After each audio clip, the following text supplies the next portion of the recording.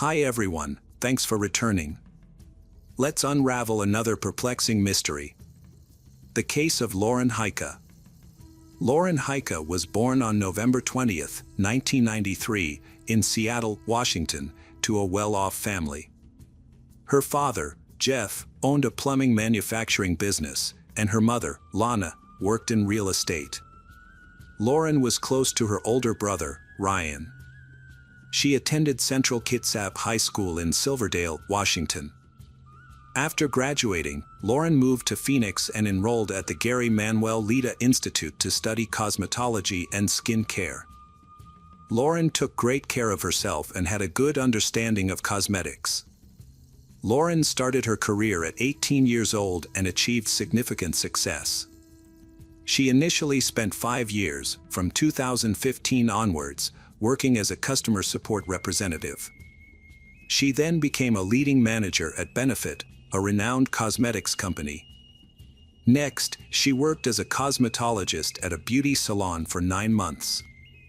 In October 2020, Lauren got a job as a manager at an aesthetic medicine center.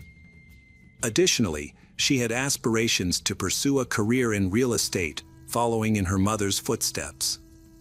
At the time of the tragedy, Lauren was working full-time as an instructor at a golf club. Lauren was a confident and responsible individual who thrived in multiple areas, including the beauty industry, sports, and real estate. She made her physical health a top priority and led a healthy, active lifestyle. With a strong support system of friends and family, which allowed her to make the most of her leisure time by doing things she loved, such as traveling, going on hikes, and spending time with others. One of her favorite pastimes was walking alone, immersed in music and nature, savoring the fresh air, silence, and tranquility. Her preferred route was a secluded path in the northern part of Phoenix, close to her apartment. Lauren's parents worried about her walking alone in empty areas, but she felt sure she was safe. Lauren began each day with a consistent routine, waking up, drinking coffee, chatting with loved ones and friends, and embarking on her daily walk. She believes these things help her start her day on a positive note. However, Lauren has no idea that her gullible and carefree nature will put her in danger. On April 28, 2023, Lauren started her morning routine as usual.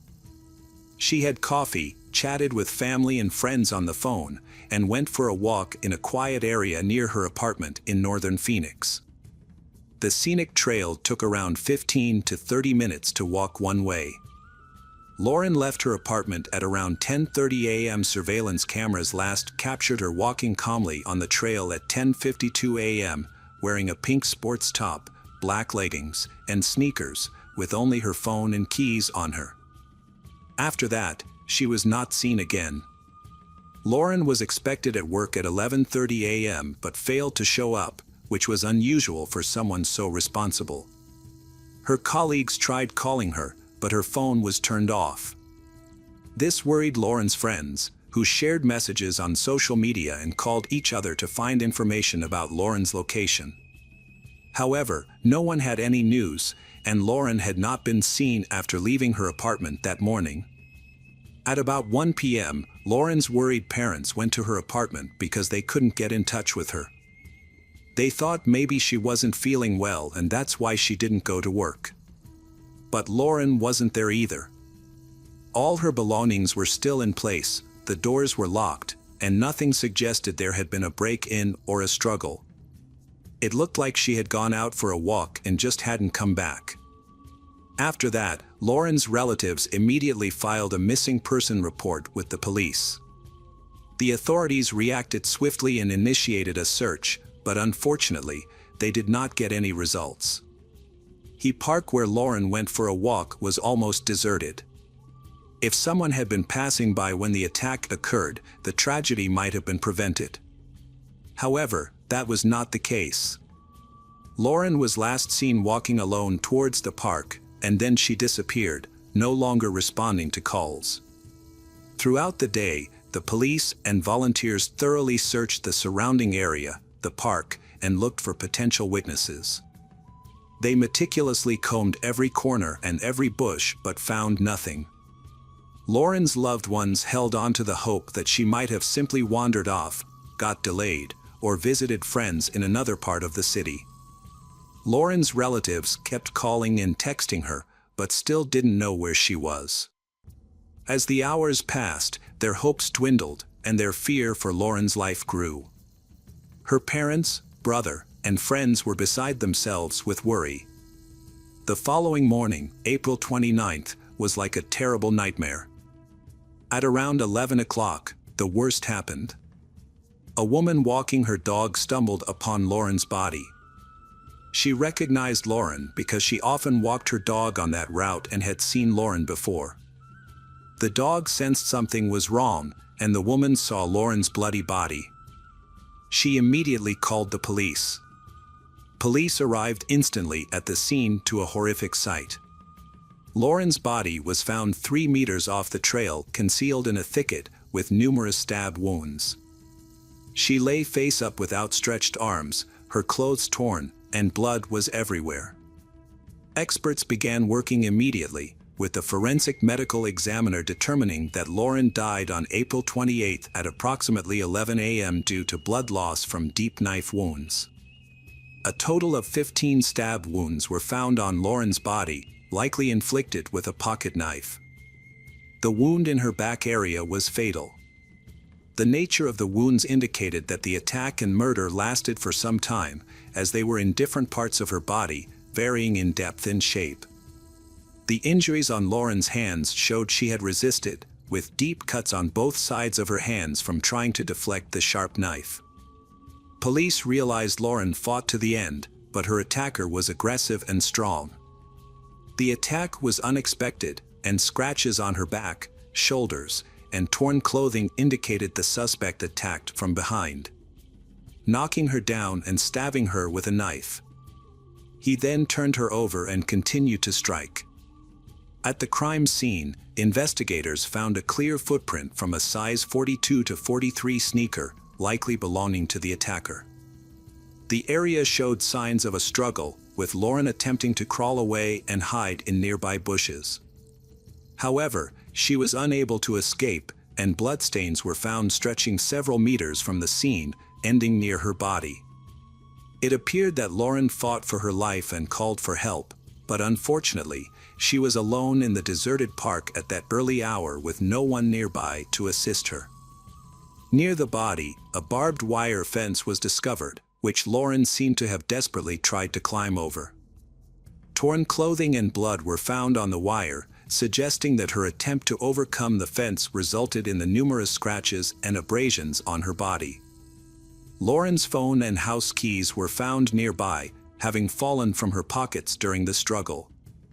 Her phone was broken, with the last calls made on the evening of April 27th, indicating that no one had heard from her for over a day.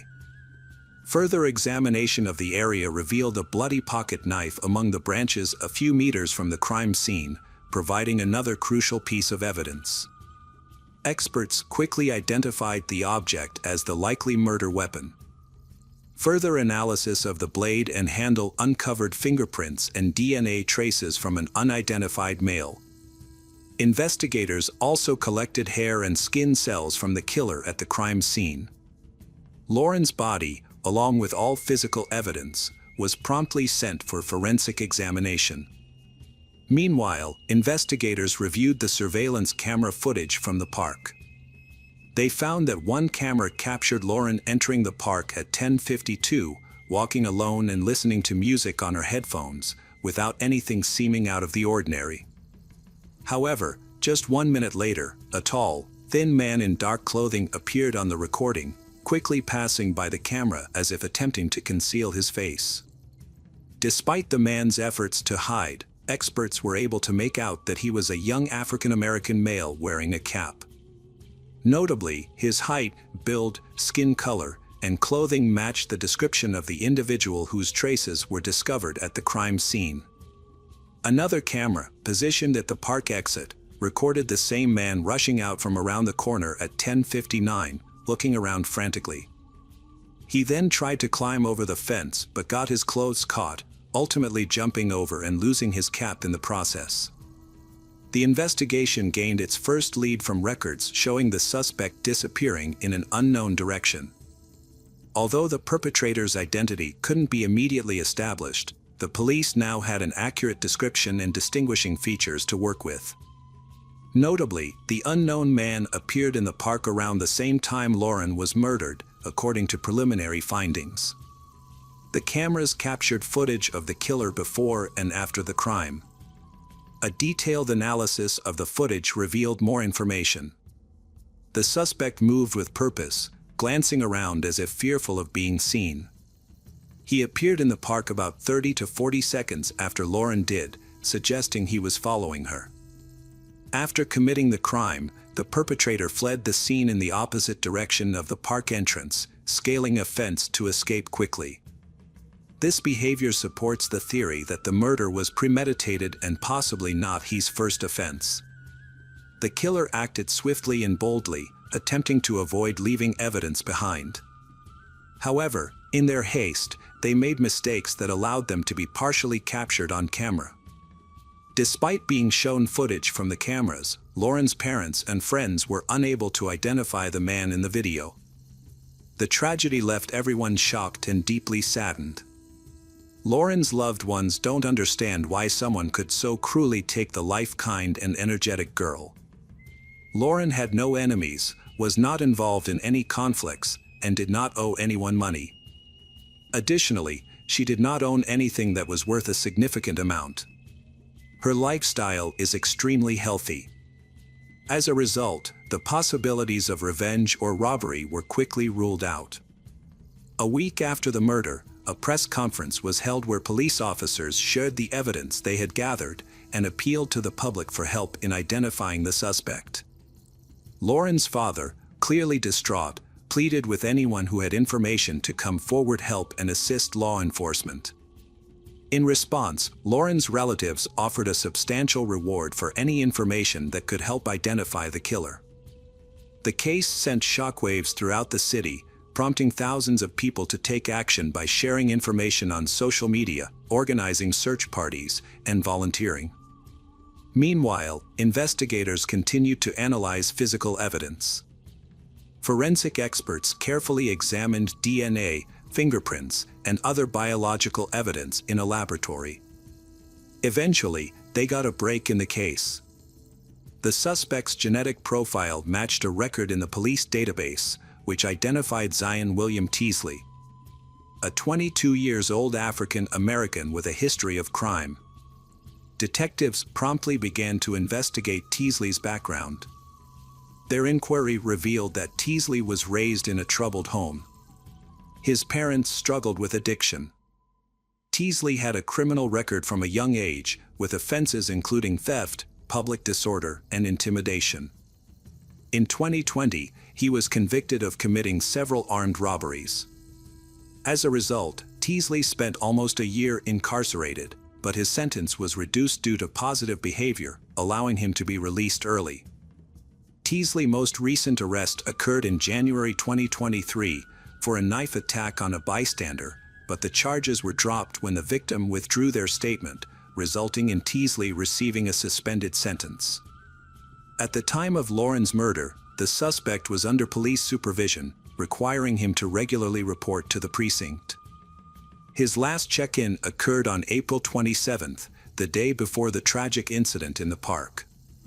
Upon learning this, detectives started devising a plan to apprehend Teasley, placing him under 24-hour surveillance.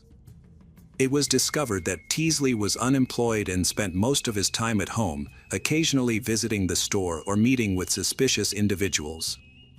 Having obtained an arrest warrant, police visited Teasley's apartment, breaking down the door to gain entry. However, they found no one inside. The search uncovered a bucket of chlorine, gloves, and rags, indicating Teasley's likely intention to eliminate evidence. Teasley's room contained a packed suitcase and a new passport in a different name, along with bus tickets to Canada, suggesting a plan to escape the country. The investigation led detectives to believe Teasley was aware of the search and aimed to evade justice. A massive search operation was launched. Information about Teasley was sent to all states, and border agents were instructed to apprehend the suspect. Surveillance systems have been enhanced at railway stations, airports, and highways. By tracking calls from Teasley's phone and analyzing cell tower signals, detectives sought to pinpoint his location.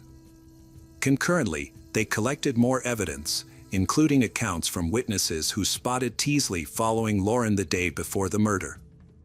Another witness stated that they saw him in the same park 2 days prior to the tragic incident.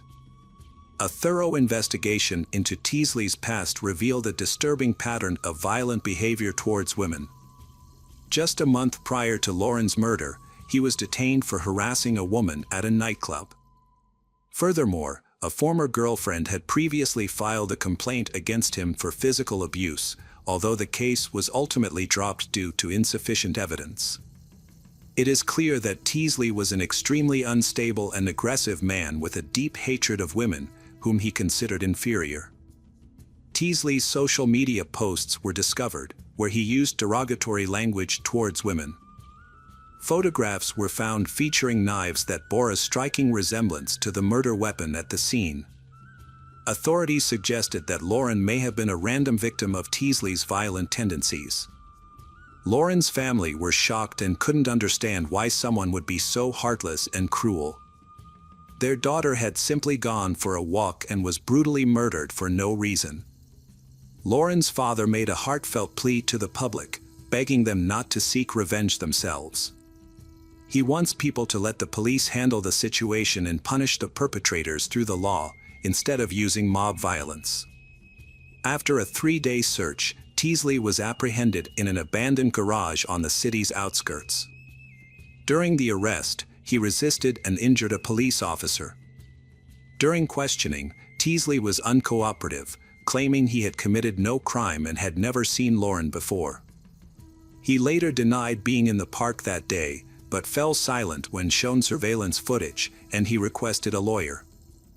The prosecutor promptly charged Teasley with intentional murder and kidnapping, citing substantial evidence, surveillance videos, Lauren's belongings found in a garage, a knife, DNA, and fingerprints from the crime scene. The court ordered Teasley to be held without bail.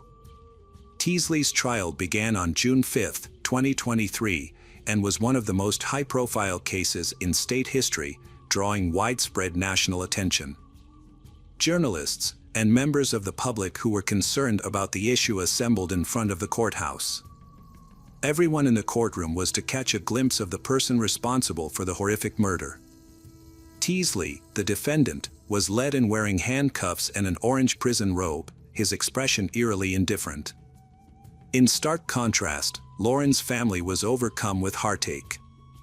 Her mother sobbed uncontrollably, while her father glared at Teasley with anger and hatred. The prosecutor gave a powerful and emotional speech, portraying Teasley as a ruthless killer who posed a significant threat to society. He stressed how brutally the crime was committed and the overwhelming evidence against Teasley. Prosecutors described Teasley as a psychopath who enjoyed inflicting pain on women, driven by a deep-seated hatred for them. Conversely, Teasley's defense attorney sought to prove his client's innocence. He challenged the evidence, arguing that it was possible another individual was responsible for Lauren's death. The defense urged the jury to remain impartial, to focus solely on the facts and not be swayed by public opinion or emotions. Teasley is currently charged with first-degree murder. In December 2023, the Maricopa County Prosecutor's Office requested the death penalty, the most severe punishment allowed by Arizona law for such a serious crime.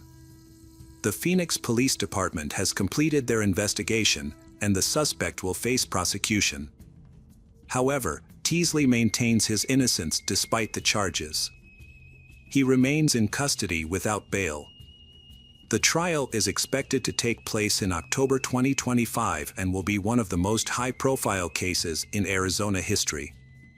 Lauren's tragic death shocked the nation and devastated her loved ones. Hi there, investigators. It's time to uncover the truth behind another case. The case of Candy Rogers.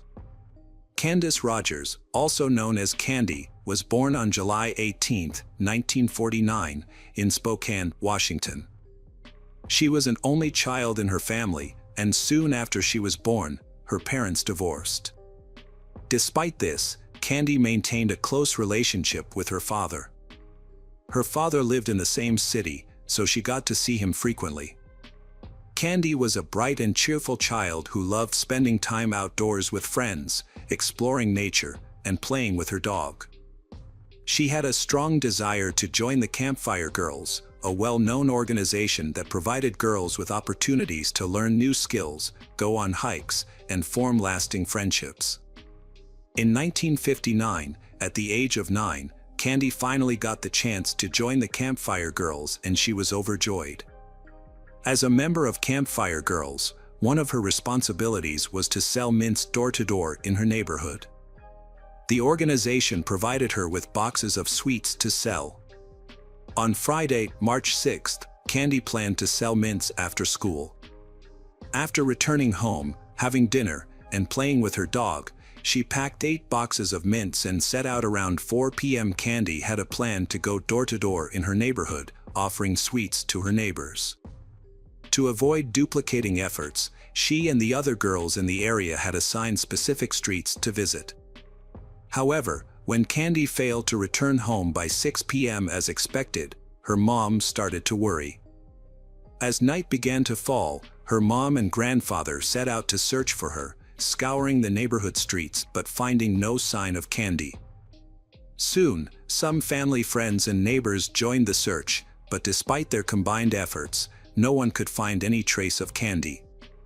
At this point, her mom decided to call the police for assistance. By the time the police arrived, the streets were dark, and something might have happened to Candy. The police began their investigation by questioning the neighbors and soon discovered that Candy had only sold 1 box of mints, suggesting that something might have occurred shortly after she left her house. A resident reported suggesting that something might have occurred shortly after she left her house. A resident reported seeing a girl matching Candy's description on a nearby street around 6:30 p.m. This was unusual, as Candy's mother had already begun searching for her by that time. Candy's grandfather had a strange experience as well, which occurred when he searched for her on the very same street.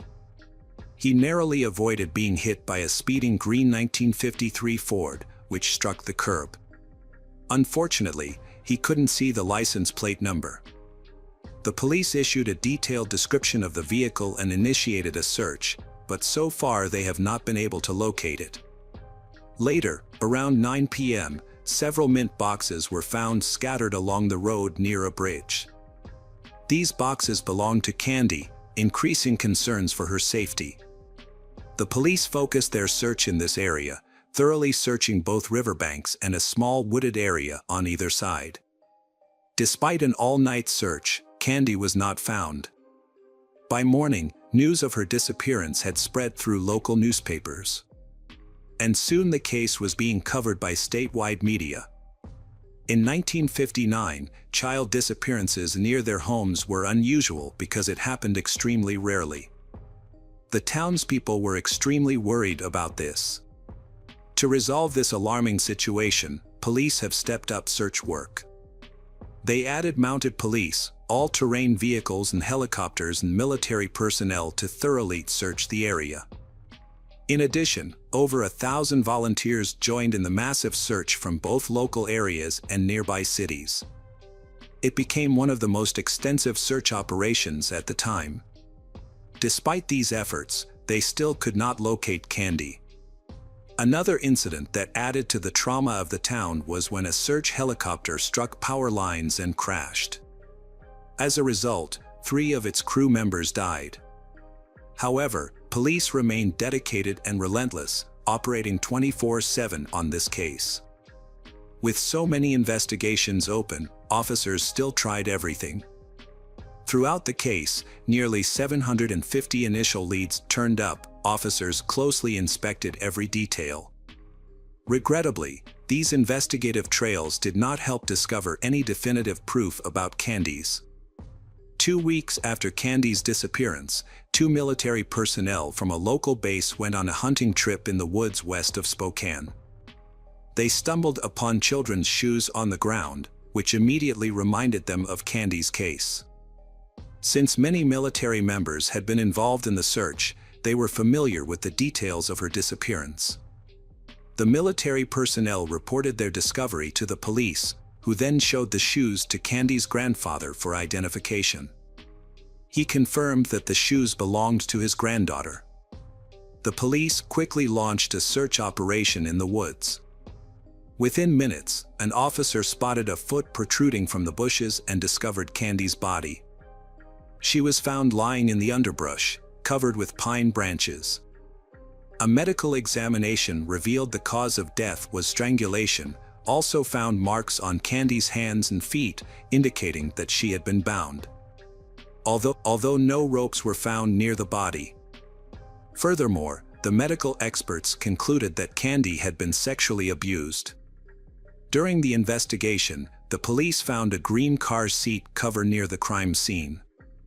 Additionally, a small purple stain was discovered on Candy's clothing, which smelled like grape-flavored chewing gum. However, the police were unable to establish any connection between the stain and the crime. The police searched for any possible clues to find the killer. They examined incoming tips and investigated hundreds of individuals, including neighbors, suspicious characters, and previously convicted criminals. Their attention eventually turned to a 50-year-old man named Alfred Braves. Alfred became a suspect due to unusual circumstances. He took his own life on the same day Candy's body was discovered, in his car, near where the mint boxes were found. He also lived close to Candy's home. When police found Alfred's body, they discovered a rope and woman's hair pins in his car. After searching Alfred's house, police found numerous newspapers about sexual crimes against women and girls. They also learned that several women had accused him of harassment, and his wife suspected him of Candy's murder. However, investigators were unable to find any evidence directly linking Alfred to Candy's murder. Despite their reluctance, detectives had to eliminate him from the suspect list, as they did not have enough evidence to prove his guilt. As a result, they began investigating other suspects. Several months after the murder, the police had compiled an extensive list of suspects, but despite their diligent efforts, the investigation has made no new progress. Later, the investigators turned their attention to a new suspect, a serial killer named Hugh Morse. Hugh was arrested in 1961 for a string of crimes, and 2 factors made him a person of interest in Candy's case. Firstly, he was known for constantly chewing grape-flavored gum, which was similar to a substance found on Candy's clothing. Additionally, Hugh had killed 2 women in Spokane just a few months after Candy's death. Hugh's history of violence was also a concern. His first arrest was for assaulting a woman, but he received no serious consequences, merely being discharged from the army, where he was serving at the time. Hugh committed a string of robberies in Los Angeles, but only served 6 months in jail. After his release, he lured 2 8-year-old girls to a secluded area with the promise of ice cream and then sexually assaulted them. Despite being arrested again, he managed to avoid prison time. A medical commission evaluated him and deemed him a sexual psychopath, leading to his placement in a mental health facility. 2 years later, doctors believed he was cured and released him from the facility. Hugh then moved to Spokane, where he began spying on women through their windows. In November 1959, Hugh broke into the home of a 28-year-old woman, assaulted her, and ultimately killed her. 10 months later, he entered the residence of a 69-year-old woman and repeated the same violent actions. A month after that, he attacked another woman, stabbing her multiple times, but she survived the assault. Hugh continued to travel from city to city, committing numerous crimes, including attacking women and girls with a knife, sexually assaulting them, and killing 2 more victims. His crimes eventually caught the attention of the FBI, and he was added to the list of the country's 10 most wanted criminals. He was eventually captured and sentenced to multiple life terms in prison. While serving his sentence, Heike attempted to take his own life, but was saved by the prison guards and continued to serve out his sentence. Detectives investigating Candy's case visited him in prison multiple times, but he consistently denied any involvement in the crime. A polygraph test was also administered, which suggested he was telling the truth. However, lie detector test results are not considered reliable because their accuracy is only relative. Despite the lack of evidence, but investigators initially considered Heike a primary suspect. Due to his background and the fact that he lived in Spokane at the time of the murder. However, he continued to deny any involvement and police were unable to find any evidence to prove his involvement in the crime. The investigation then shifted focus to another suspect, 49-year-old Howard Barnett. He was arrested in February 1960 on suspicion of molesting a minor girl. Before taking his own life in his cell at the Spokane police station, Barnett wrote a cryptic message in his own blood on the wall, stating, "I have a sin before the Lord." Detectives then began investigating Barnett's potential involvement in the crime, but they were once again unable to find any evidence of his guilt. Howard remained a primary suspect in the case due to his proximity to Candy's residence. Despite years of investigation, police continued to follow new leads and examine other potential suspects. A woman eventually came forward claiming to have seen a green car following Candy on the day she disappeared. Police refocused on locating the vehicle, but this lead ultimately yielded no results. It was notable that the woman waited many years to share this information. The case was reopened at various times, but each time investigators reached a dead end. Throughout the investigation, police not only had to pursue new leads but also had to verify the validity of confessions. 13 people gave false confessions to the crime. However, none of them were able to provide specific details that only the actual killer would have known. Instead, they often repeated details previously reported in the media. High-profile cases often exhibit unexpected and surprising behaviors, such as false confessions. In the case of Candy's murder, numerous detectives worked on the case over time, but none were able to solve it. This crime stood out as one of the most prominent and mysterious in the city and state. Before the murder, parents felt safe letting their children play outside, but the case led many to reconsider their views on safety. Years later, in the early 2000s, the case was reopened, and a new detective decided to use modern technologies to re-examine the evidence. Fortunately, the police had carefully collected and preserved the evidence in 1959, including a sample of male semen on Candy's clothing. Despite being stored for decades, experts were able to re-examine the sample, although it extremely challenging due to its age. After a lengthy investigation, experts finally extracted a DNA profile from the evidence and uploaded it to the FBI database. However, a search of the database yielded no matches. Further cross-examination of the profile with numerous suspect samples also proved unsuccessful. For many years, suspicion fell on Heike Morse, but forensic evidence revealed no link between him and the crime. This lack of progress brought the investigation to a halt once again. Although the police had the killer's DNA, they struggled to identify the perpetrator. In 2021, a new detective reopened the case and decided to employ a new approach: genetic genealogy. This innovative method had already solved numerous cold cases and offered hope for finally resolving the standing mystery surrounding Candy's murder.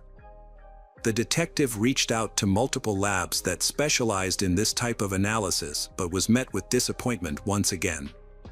To use this method, experts needed the original DNA sample, which was a challenge. Several labs attempted to work with the semen sample, but each concluded that it had degraded too much, making it impossible to extract the necessary information. The detective then consulted the final lab, which led to a long-awaited important discovery. With the help of state-of-the-art tools, the experts were able to successfully analyze the sample and obtain the perpetrator's DNA profile. This profile is then uploaded to a genealogy database to begin searching for the DNA owner's relatives. After a thorough investigation involving thousands of individuals, researchers pinpointed one family as the likely source of the DNA sample. They discovered that the DNA probably belonged to one of 3 brothers, all of whom had passed away. However, the team found that one brother had a daughter, and the police reached out to her for assistance. The daughter was shocked by the possibility that her father might be the killer, but she immediately agreed to help. She provided a DNA sample, proving that she was closely related to the person whose semen was found on Candy's clothing. With this new information, detectives obtained a court order to exhume her father's remains. A DNA profile extracted from the remains revealed a complete match with the DNA found on Candy's clothing, identifying the killer as John Hoff, 62 years after the crime. Hoff had never been a suspect despite hundreds of others being investigated over the years. Detectives investigating Hoff's biography uncovered his involvement in multiple crimes. At the time of Candy's murder, Hoff was 20 years old and lived close to her house, less than a mile away. He was also a soldier in the army, stationed at a nearby base, where Candy's body was found. 2 years after the murder, Hoff attacked another woman, binding and sexually assaulting her before attempting to kill her. However, the woman survived the attack. Following his arrest, Hoff received a 6-month prison sentence and was dishonorably discharged from the army. After his release, Hoff started a family, having 2 sons and 2 daughters, and he living an ordinary life. He changed jobs several times and at one point, suffered a severe chemical burn to his face while working at a food packaging plant, leaving a scar to his face. Hoff's life ended in June 1970, 11 years after Candy's murder, when he took his own life without leaving a note. Further investigation revealed that Candy might have known Hoff, as she was friends with his 10-year-old sister at the time. Years later, Hoff's sister told detectives that she had cried in Hoff's arms after Candy's murder, unaware that he was the one responsible for Candy's death. Candy's parents did not live to see the day when the killer's identity was revealed. Her mother passed away in 2006, and her father had taken his own life in 1963, 4 years after the tragedy. The reason behind his death remains a mystery. There is speculation that he was unable to cope with the loss of his daughter. Despite this, the case was eventually solved, marking one of the longest investigations in history, spanning over 62 years and involving multiple detectives across different generations. At the press conference, where the killer's name was announced, only one officer who had worked on the case in 1959 was present. He expressed gratitude for having lived long enough to learn the truth. Hoff's daughter initially struggled to accept that her father had committed such a horrific crime. However, she eventually came to terms with the fact, referring to her father as a monster who took an innocent life. She expressed regret that he was not held accountable during his lifetime. A chilling coincidence is that Hoff took his own life when his daughter was 9 years old, the same age as Candy was when she was killed. Hello friends, welcome to our channel. Today, we're going to take a look at another horrible case with you. The case of Zoe Nelson. Zoe Nelson was born on August 13, 1992, in Wishaw, Scotland. At the age of 18, she lived with her mother, stepfather, and 2 younger sisters, including 16-year-old Laura Ann, in Newmains, a village on the eastern edge of Wishaw, about 18 miles southeast of Glasgow. Zoe attended Motherwell College, where she was a popular student with many friends.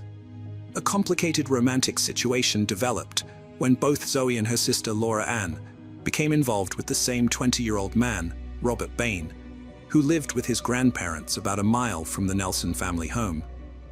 Tensions between the sisters increased, leading to conflicts. On May 22, 2010, Zoe met Robert outside her home, which upset Laura Ann. When Laura Ann saw this, she rushed out of the house to confront Zoe. Their 40-year-old mother, Mary Ann Nelson, witnessed the fight between her daughters. According to Mary Ann, Laura Ann tried to provoke Zoe by flicking her hair and attempted to slap her face, leading to a physical altercation at the end of the driveway. Mary Ann intervened, breaking up the fight and telling the sisters to leave and not come back. Zoe complied with her mother's order and never returned home. At around 11 p.m. that same day, some locals spotted someone setting a fire in the wooded area known as Monkey Hill. The smell of smoke drifted to nearby homes, but at the time, no one paid much attention. Zoe's aunt, 35-year-old Shirley Nelson, later remembered that night, describing how she was sitting in her garden in New Mains after finishing her second shift at work. She and her sister sat in the back of the house until about 11 p.m. when it got cooler and they smelled smoke. However, they didn't think anything of it because of the warm weather. The next day, Zoe's family tried to contact her, but no one answered. On the afternoon of May 23rd, Stuart Bell, a 45-year-old government employee from Wishaw, rode his motorcycle into a nearby wooded area and saw something strange. At first, he thought it was a charred tailor's dummy, but upon closer inspection, he realized it was a human body that had been badly damaged in a fire. He immediately went home to call the police, who arrived 15 to 20 minutes later. When the police arrived, they sealed off the area, as nothing so horrific had ever occurred there before. News of the body's discovery quickly spread, and when Zoe's family learned of it, her mother, Mary Ann Nelson, went to the police to report her daughter's disappearance, which had happened after they had fought, and Mary Ann told Zoe not to come home. The police soon broke the devastating news to the Nelson family. Zoe had fallen victim to a crime. Mary Ann issued a statement through the police, describing Zoe as a typical popular 17-year-old with a strong presence in the local community and many friends. In just a couple of months, she would have turned 18. Her family is deeply distraught over her loss. Zoe's stepfather, Daniel, and her sisters, Laura Ann and Ashley, are heartbroken about what happened, and the family is urging anyone with information to come forward and assist the police in their investigation. Hugh Logan, the principal of Motherwell College, where Zoe studied vehicle body repair, expressed shock on behalf of the college community upon learning the dreadful news of her death. He described Zoe as a very popular student and conveyed that the college's thoughts are with her family and friends. A thorough investigation of the scene spanned several days, with a team of at least 50 police officers working on the case. Detective Derek Robertson, part of the main investigation team, lamented the loss of Zoe's young life and vowed that his officers would not rest until the perpetrator was caught. He urged anyone who saw Zoe between 5 p.m. and 11:20 p.m. on Saturday night to come forward and assist the investigation. Robertson noted that, given the area's popularity on the hottest day of the year, numerous people would have been taking shortcuts and sunbathing, and that the police were particularly interested in speaking with those who may have used the dirt trails, including one that crossed near the location where Zoe's body was found. Zoe was about 5 feet 6 inches tall, with a heavy build and collar-length brown hair. At the time she went missing, she was wearing gray tracksuit bottoms, a white long-sleeve top, and black Nike trainers. The detectives have been reviewing CCTV footage, phone records, and computer data, as well as conducting door-to-door inquiries and speaking to Zoe's friends and family to try to recreate her last movements on May 26th. The police released video footage from a local shop where Zoe was seen just hours before she died. These small details were crucial to the investigation, as they helped the police trace Zoe's movements and ultimately led to the arrest of the person responsible for her death. After examining the crime scene, investigators found a red plastic sombrero-shaped cap from a Sierra Silver tequila bottle near the body and an empty bottle of the same brand on the other side of a small walkway nearby. Due to the body being exposed to fire for approximately 7 hours, forensic experts faced limitations in determining the exact cause of death. The body was discovered with a partially melted plastic bag covering most of the face, leading pathologists to conclude that asphyxiation was the most likely cause of death. Despite the damage, the palm of the right hand remained relatively intact, allowing 2 DNA samples to be collected, one matching Zoe Nelson herself, and the other belonging to an unidentified male. Ultimately, the official cause of death was recorded as undetermined.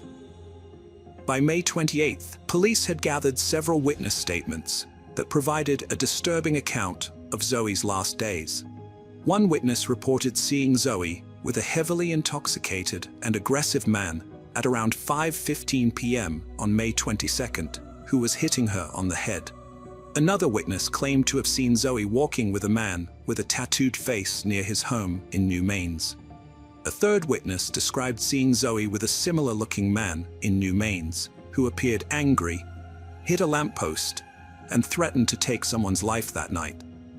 Multiple witnesses came forward, all describing the same young man, 20-year-old Robert Bain. Notably, Robert Bain had a prior criminal record despite his youth.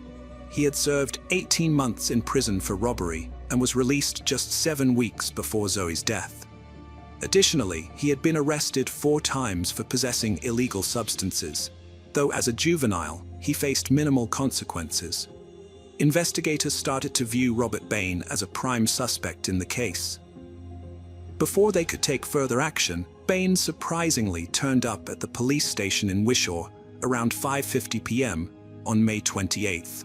He was clearly intoxicated, slurring his words, and wanted to make a statement. Bain claimed that a few days prior, he had been in Motherwell, where he got on a bus to return home. During the journey, he said, a man named Stuart Campbell boarded the same bus. Bain alleged that he approached Campbell and asked if he had been with Zoe on the previous Saturday night. According to Bain, Campbell's response was incriminating. Yes, I took her life. This was the first mention of Stuart Campbell's name during the entire investigation, whereas Robert Bain's name had come up repeatedly. As a result, the police arrested Bain on the same day. A strong justification for Robert Bain's arrest would emerge during his trial. At the time of his arrest, Bain claimed to have last seen Zoe on the morning in May. However, forensic tests revealed incriminating evidence against him. A DNA sample from Zoe Nelson's hand revealed not only her own DNA, but also traces of another person's DNA, which matched part of Bain's DNA profile. Additionally, DNA evidence found on a tequila bottle and its cap, discovered near Zoe's body, matched both Zoe Nelson and Robert Bain. According to the forensic expert, this suggested that both individuals had consumed from the bottle and then replaced the cap. Expert Marie Campbell stated that the scientific findings indicated that Robert Bain's DNA was deposited between Zoe Nelson's fingers and on her right palm. The chances of the DNA found on the red plastic sombrero lid belonging to anyone other than Robert Bain were an astonishing 10 million to 1. Robert Bain was accused of being involved in Zoe Nelson's death due to multiple eyewitness accounts and DNA evidence. Despite this, he pleaded not guilty and acted defiantly, even confronting one of the investigators. He also denied an earlier alleged assault on Zoe, where a witness claimed he struck her on the head with his fist. Hundreds attended Zoe Nelson's funeral at Courtness Memorial Church on June 16, 2010. She was laid to rest at Campus Nathan Cemetery. Over 200 mourners, including her mother, sisters, and grandmother, gathered to pay their respects. Reverend Graham Rayburn led the service, noting the large turnout as a testament to Zoe's significant impact. He described her as a happy, cheerful teenager with a big heart who loved fast cars and Rangers. Sadly, she never met her newborn nephew or got to contact her biological father. On March 1, 2011, Robert Bain's trial began, during which he maintained his innocence. Testifying in court, Zoe Nelson's teenage friends recalled a conversation they had with her a week before her death, in which she attributed her scratches and bruises to a fight with Robert Bain. According to her friends, Zoe described Bain as bossy, unstable, and prone to anger over minor issues. He also controlled her social circle, dictating which friends she could see. Although Zoe and Bain's relationship was relatively short-lived, given he had only been out of prison for 2 months, he exerted significant influence over her and also pursued a relationship with her 16-year-old sister, Laura Ann. Notably, Laura Ann was aware of her sister's death 5 days before the body was discovered by a passerby, but kept this secret until the trial, where it was revealed that Bain had taken Laura Ann to the location of Zoe's body. Laura Ann, who testified from behind a screen to avoid seeing Bain, recounted that on May 23rd, the day after her argument with Zoe, she visited Bain's address to return some clothes. Upon arrival, she observed that Robert seemed nervous and had been consuming vodka. They soon left the house, with Bain claiming he wanted to show her something. According to Laura Ann, he led her to the location where Zoe's body lay. Recognizing the ranger's tattoo on her arm, Laura Ann identified the body as her sister. During court questioning, Laura Ann stated that Bain had confessed to hitting Zoe, and when Zoe attempted to retaliate, he lost control and took her life. Bain then allegedly used gasoline in an attempt to eliminate any evidence of the crime. Laura Ann confessed to walking with Bain on the day following the discovery of the body. Afterwards, she visited his home, spending time in his bedroom, where they listened to music together. She also had a phone conversation with him that lasted around an hour. A friend of Laura Ann, who testified in court, recalled that Laura Ann seemed happy and normal, despite knowing her sister was dead. When questioned about why she didn't reveal everything to the police during her initial interrogation, Laura Ann explained that she was afraid that if she told them, her mother wouldn't believe her and would think she was responsible for Zoe's death. The jury heard testimony from Laura Ann Nelson, who stated that Robert Bain had threatened her, saying she would face the same consequences as Zoe if she told anyone about his actions. On March 25, 2011, a jury of 7 men and 7 women delivered a unanimous guilty verdict. As the verdict was read, Bain became violent, requiring physical restraint. Handcuffed, he jumped up in the dock, struggling with security officers and police, and headbutting one of them. He also shouted insults and threats at Zoe Nelson's family, forcing the courtroom to be cleared while order was restored. After a 20-minute adjournment, Judge Lady Dorian agreed to proceed with the trial in Bain's absence. In a separate matter, Robert Bain was acquitted of stealing alcohol from an Asda store in New Mains on May 22nd, as well as disorderly conduct related to yelling, cursing, and waving a knife in various streets in Wishaw on the same day. Bain was also acquitted of stealing Zoe's cell phone, which was found in the woods, and of threatening a police officer during an interview at the Motherwell police station on May 28th. On April 27, 2011, Robert Bain was sentenced to life in prison with a minimum term of 20 years for taking the life of Zoe Nelson. He received another 6 years for the obstruction of justice charge, and both sentences were to be served concurrently. The judge, Lady Dorian, described the crime as appalling and shocking. On Christmas Eve 2022, 29-year-old Laura Ann Nelson was found dead in her apartment after not being heard from for days. She was left with 2 children, ages 3 and 4. Her death was not considered criminal, as she had health problems, namely type 1 diabetes. Hello friends, welcome to our channel. Today we're going to take a look at another horrible case with you. The case of Shelby Von Holt. Shelby Von Holt was born on September 7, 2000 in Fort Wayne, Indiana, USA, as a cheerful young girl. She was the second of 5 children in her family, which consisted of her mother, Shah Hartman, father, Von Holt, older sister, Peyton Hartman, and younger siblings, Devin Von Holt and Isaac Von Holt. Shelby graduated from Troy Center High School in 2018 and spent the next 2 years working at a steakhouse and other places. During this time, she was contemplating her desired career path, and seemed to be leaning towards a therapeutic field, although she had not yet decided on the exact specialty. As a 20-year-old, Shelby was living life to the fullest, known for her cheerful personality that made her the life of every party. She loved to smile, dance, sing, and spend time with friends.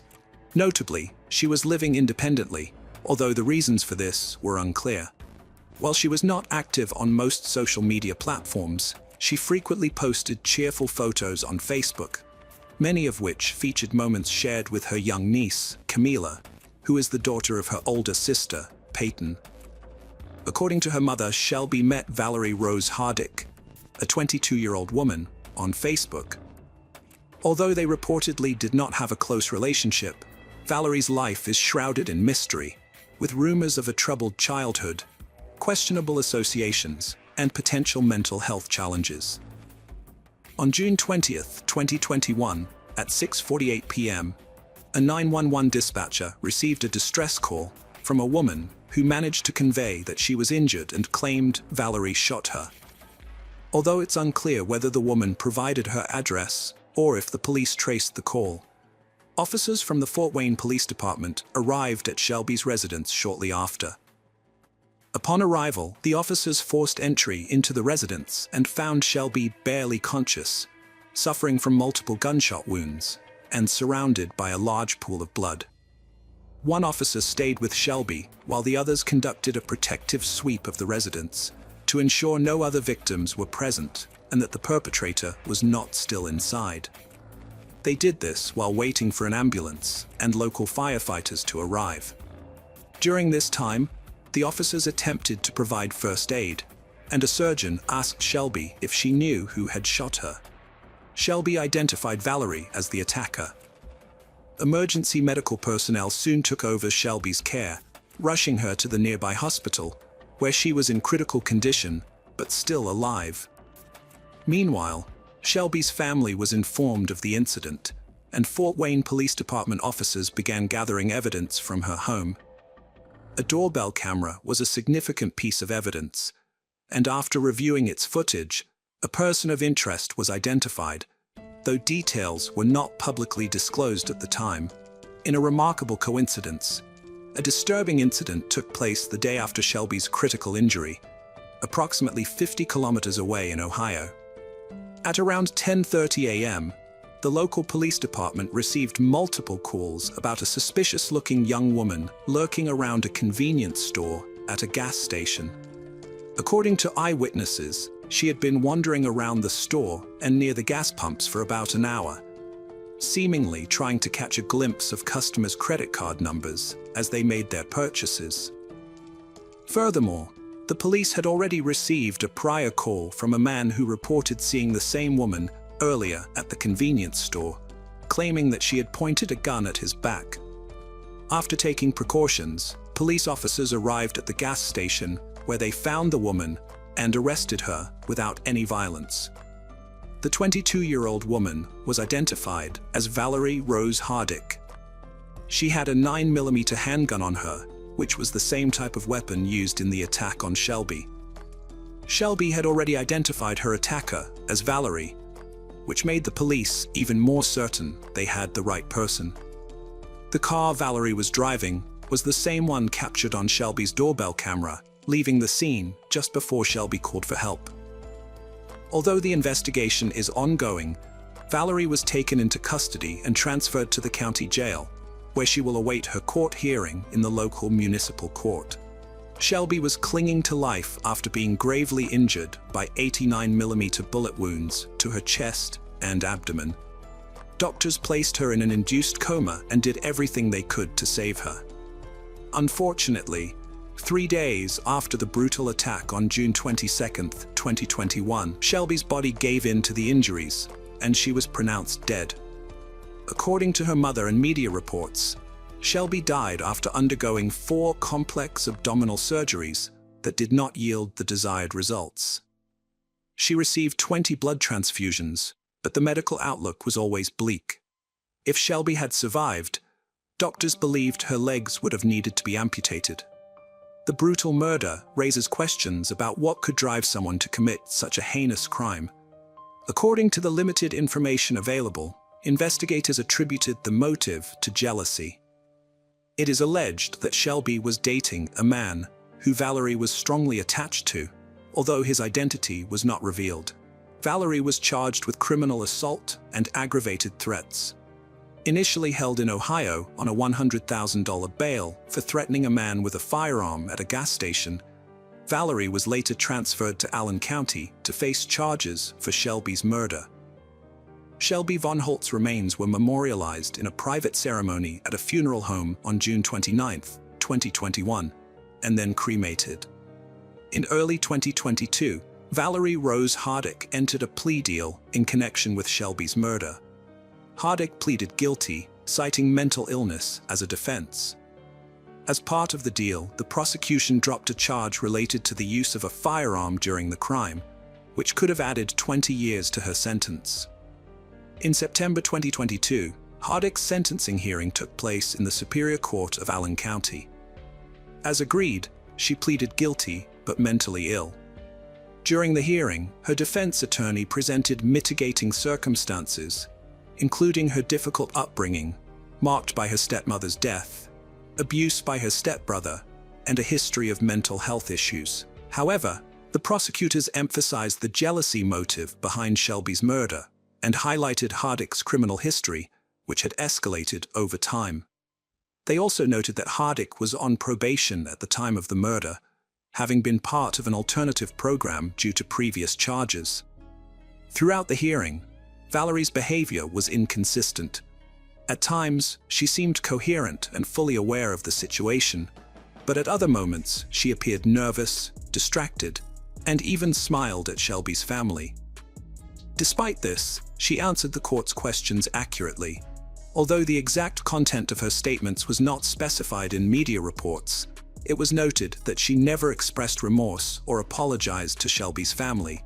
Shelby's parents, on the other hand, poignantly conveyed their profound loss during their victim impact statements. Shelby's father reminisced about his daughter's love for symbolic icons like peace signs and how she was still finding her way in life at the time of her murder. He reflected on Valerie's demeanor during her guilty plea, stating that her voice conveyed a lack of remorse. The grieving father asserted that by admitting to intentionally killing Shelby, Valerie seemed to take pride in her crime, which demonstrated a clear lack of regret. Toby expressed his belief that there was more to the story behind Valerie's motivation for killing Shelby than just jealousy, and he referenced the defense's argument about Valerie's mental health issues. Shelby's father pointed out that many people in prison have mental health issues, and he vowed to continue seeking answers about the tragedy. In a heartfelt reflection, Toby noted that there were two tragedies in this case. The first was the shocking and agonizing death of his daughter, and the second was Valerie's decision to throw away her future in a fit of rage. He acknowledged that Valerie's children would greatly suffer as a result.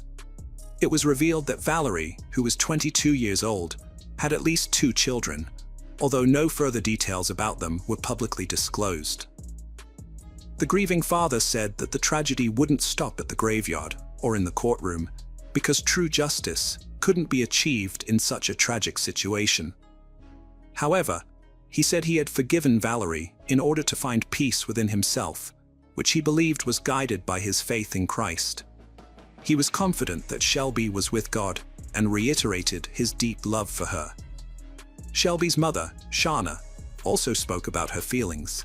She remembered her daughter as a princess from the day she was born, describing her as a kind spirit who would always help a friend, no matter the distance. Shauna vowed to attend all possible appeal hearings that Valerie's defense might initiate in the future. She shared the pain of remembering her lifeless daughter and the helplessness she felt, unable to protect her. All she could do was lay her head on Shelby's chest as her daughter lay in a medically induced coma. She publicly praised her daughter's courage, saying that Shelby had managed to name her attacker twice and fought hard for her life after being attacked.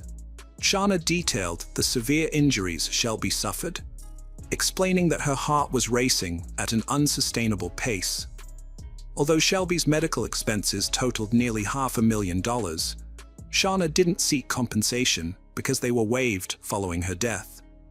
The funeral expenses alone were around $115,000, but Shauna emphasized that she didn't expect to receive any compensation and didn't want any money from Valerie. Holding back tears, Shelby's mother poignantly expressed that memories were all she had left, and she wished she could trade places with her daughter. She noted that some days, the grief was so intense that she couldn't muster the strength to get up. After the legal representatives finished their presentations and the victim's family statements, the court awaited the judge's verdict. Under Indiana law, the sentence could range from a minimum of 45 years to a maximum of 65 years, with an average of 55 years. Valerie's defense team requested the minimum sentence, citing various mitigating factors, while the prosecution sought the maximum sentence. Before making his decision, the judge pointed out that it was clear the murder was planned in advance, and Valerie was fully aware of her actions. Her decision to flee to Ohio further supported this. While the judge acknowledged that Valerie had a difficult upbringing, marked by inadequate education, personal traumas, and mental health issues, he emphasized that she already had a growing criminal record at the time of Shelby's murder, including pending charges for a separate crime. Despite her past attempts at rehabilitation, her criminal history and lack of success in those attempts meant her traumatic past could not be used as an excuse. Taking these factors into account, the judge sentenced the 23-year-old Valerie to the maximum possible sentence of 65 years in prison. He also ordered the destruction of the weapon used in the murder. According to the American Correctional System's records, Valerie is currently incarcerated in an Indiana women's prison, with the earliest estimated release date being June 18, 2027, at which time she will be 72 years old. After the court session, Shelby's parents said they were satisfied with the verdict. However, they later made it clear that no verdict could ease their pain, especially since Valerie would be spending her days in prison. Shelby's mother emphasized that she would always miss and remember her daughter. This case is particularly notable because the victim, who was mortally wounded, was able to identify her killer. A prosecutor not involved in the case explained that when a dying victim identifies their attacker, this is known as a dying declaration. These statements provide a crucial lead for detectives and are the only exception to the hearsay rule in court trials, ensuring that the most reliable evidence is presented. The prosecutor also stressed that dying declarations are admissible in court because they tend to produce more trustworthy statements, given the immense pressure and tragic circumstances surrounding them. Hello friends, welcome to our channel. Today we're going to take a look at another horrible case with you. The case of Soni Millbrook. Soni Millbrook was born in Memphis, Tennessee, USA on February 15, 1981. She grew up in a close-knit family with 2 sisters, 3 brothers, and a large extended family, which allowed her to form a strong bond with her cousin Jenny during her teenage years. In 1998, at the age of 17, Soni became a popular student at her high school. The same year, she met Lelth Moody, a man in his 20s, and began a romantic relationship with him. Unfortunately, the relationship turned out to be abusive, and Elth's violent behavior left visible marks on Soni's body. Despite this, they had 4 children together, 3 girls and a boy named after Elth. A year later, in 1999, Soni's mother noticed a bruise on her chest. Soni confessed that the bruise was caused by her friend Leith, who was controlling and often tried to isolate her from her friends and family. In the same year, Soni moved into an apartment in the Fraser neighborhood of Memphis.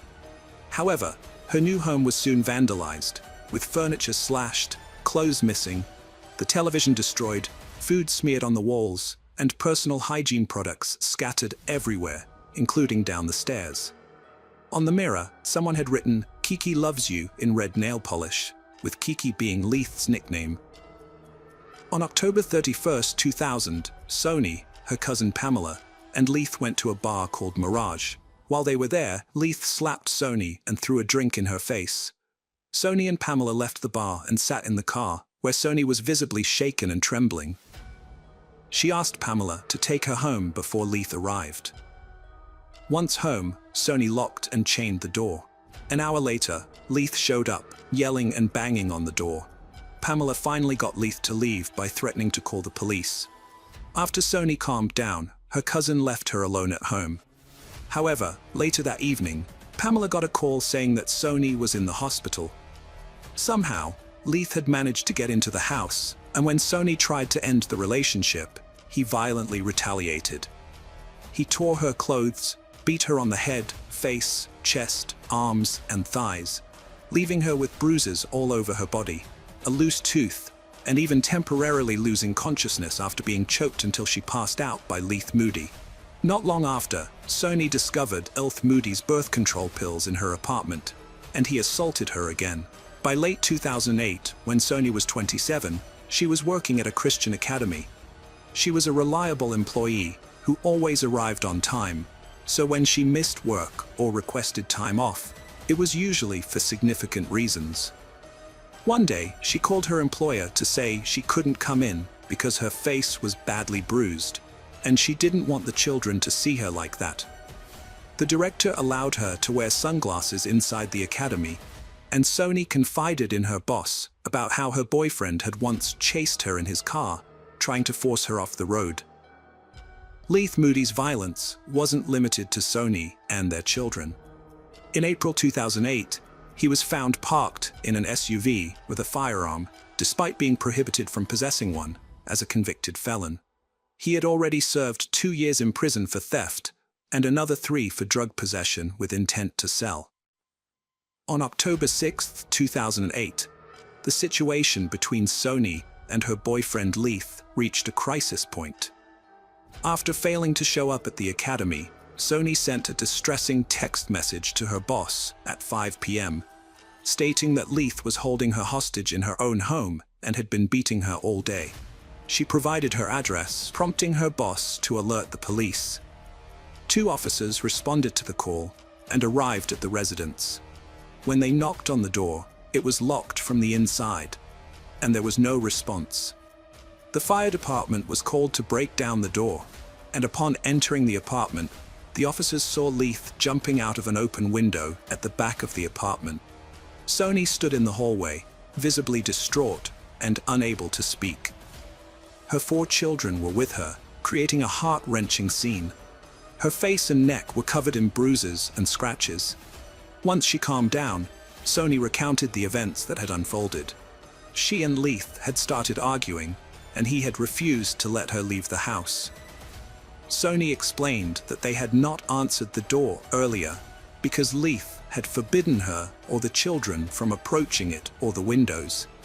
He had even hurt one of their children by grabbing him and had prevented her from taking him to the hospital.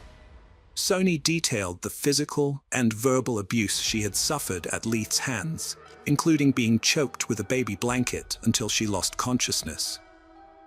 When the police arrived, Leith had threatened to suffocate her again, vowing to kill her next time. Although the officers searched the area, they were unable to find Leith.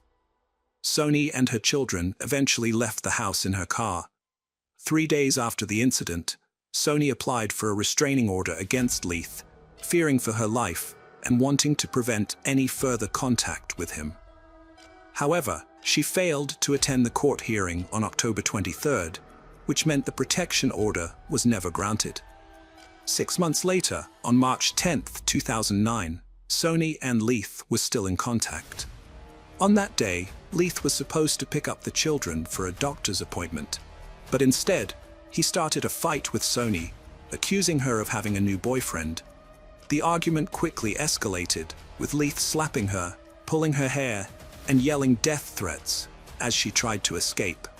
Sony managed to break free and ran out of the apartment, with Leith chasing after her. He didn't catch her, but instead grabbed their youngest child, an infant, and drove off at high speed. A police patrol, responding to the domestic disturbance, arrived just as Leith was fleeing. The officers attempted to stop him, but he evaded them and escaped. By early 2010, Sony, then 28 years old, was studying at Southeast Tennessee Community College. Her fifth child was 9 weeks old and in fragile health, requiring her to stay home and care for him. In January, Sony and their children moved into the Budget Lodge Motel in Memphis.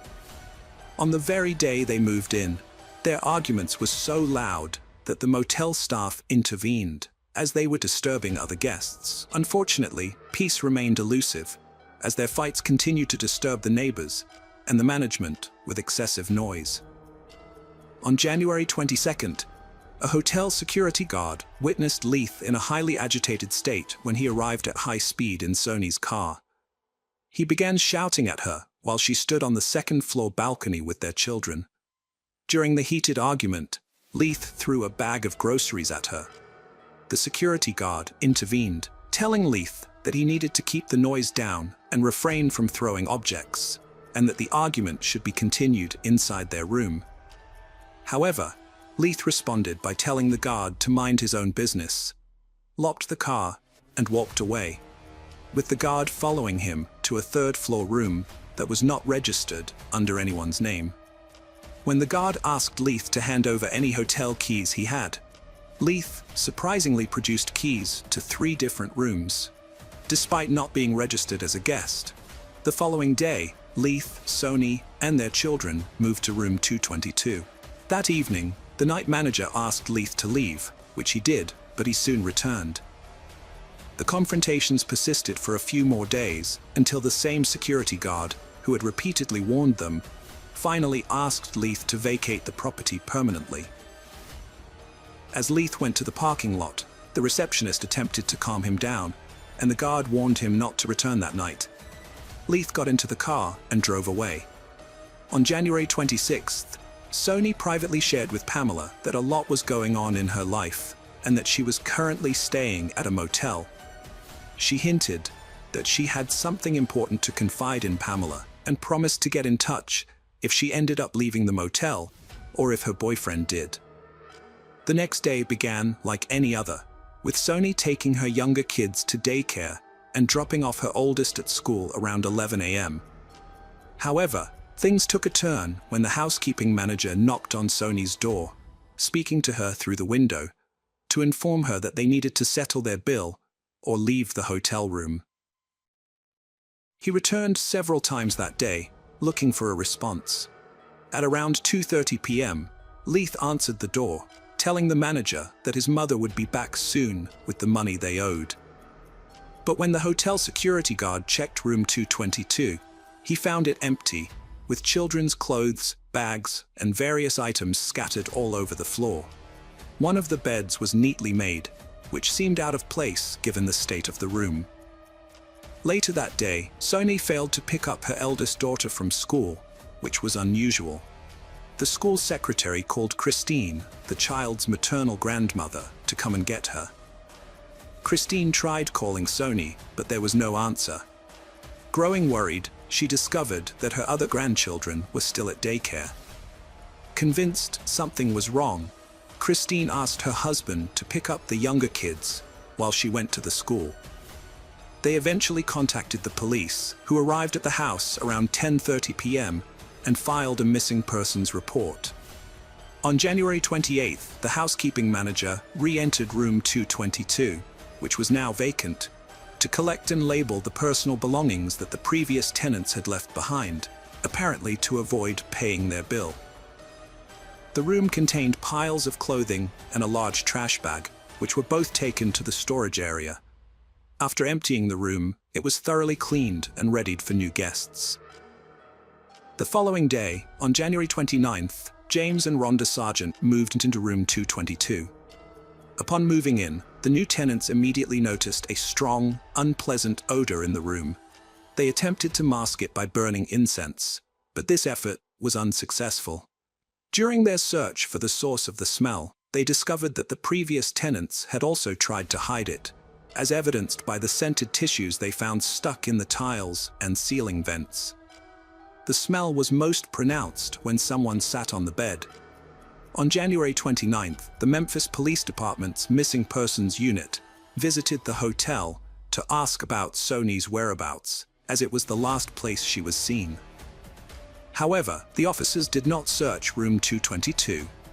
Leith was found on February 2nd at around 7 p.m. in Sony's car, which was parked at a shopping center. He was arrested for stealing the vehicle and held in police custody for 48 hours. During that time, he was questioned about Sony's disappearance. Leith said the last time he saw her was on January 26, when they met at 7 a.m. in the hotel parking lot, went to the room, were intimate, and then went back outside. According to Leith, Sony let him take her car keys because she planned to use her social benefits and a school loan to buy a new car. However, investigators discovered that Leith had actually been staying at a different hotel, making it unlikely that he spent nights in the car, especially considering the snow during that period. On February 3rd, police found a debit card with Sony's name, along with several recent purchase receipts inside the car. On the same day, police examined the clothes that had been stored at the hotel, searching for DNA or other evidence, but they found nothing. This lack of progress added to their frustrations, and as a result, Leith had to be released due to insufficient evidence linking him to Sony's disappearance. Meanwhile, Sony's cousin and her mother had the painful task of going to the hotel to collect Sony's belongings. Sony's cousin had a terrible premonition, but unfortunately, she did not find anything to support her feelings. On February 4th, the police went to Moody's uncle's house, where they found a DVD player that had been taken from the hotel room in Sony's wallet. Moody had given these items to his cousin, who told the police that Leith had borrowed the DVD player on January 24th, saying he wanted to watch a movie. Leith was seen driving a red car that day. Later, when the cousin asked Leith why he hadn't picked up the children on January 27th, Leith avoided the question. When asked about Sony, Leith left the DVD player and wallet in a bag and quickly left the house. James and Rhonda Sargent asked to be moved from room 222 because of the constant bad smell. Since no other rooms were available, they had to move to a different hotel. However, even after the room was cleaned and the carpet was washed in early February, subsequent guests in room 222 still complained about the foul smell, which only slightly improved for a few days. Sony's family, especially her kids, were devastated by her disappearance. Their only hope was for her safe return. On February 4th, homicide detectives visited the hotel where Sony was last seen. By then, her room had been occupied and cleaned at least 3 times. The detectives didn't enter the room, but asked the staff if they had noticed anything unusual, and all said no. On February 7th, James and Rhonda, probably relatives or friends of Sony, returned to the hotel and changed rooms 3 times, including one night in room 222, which was the same room Sony had stayed in. They told the management that the room still smelled bad.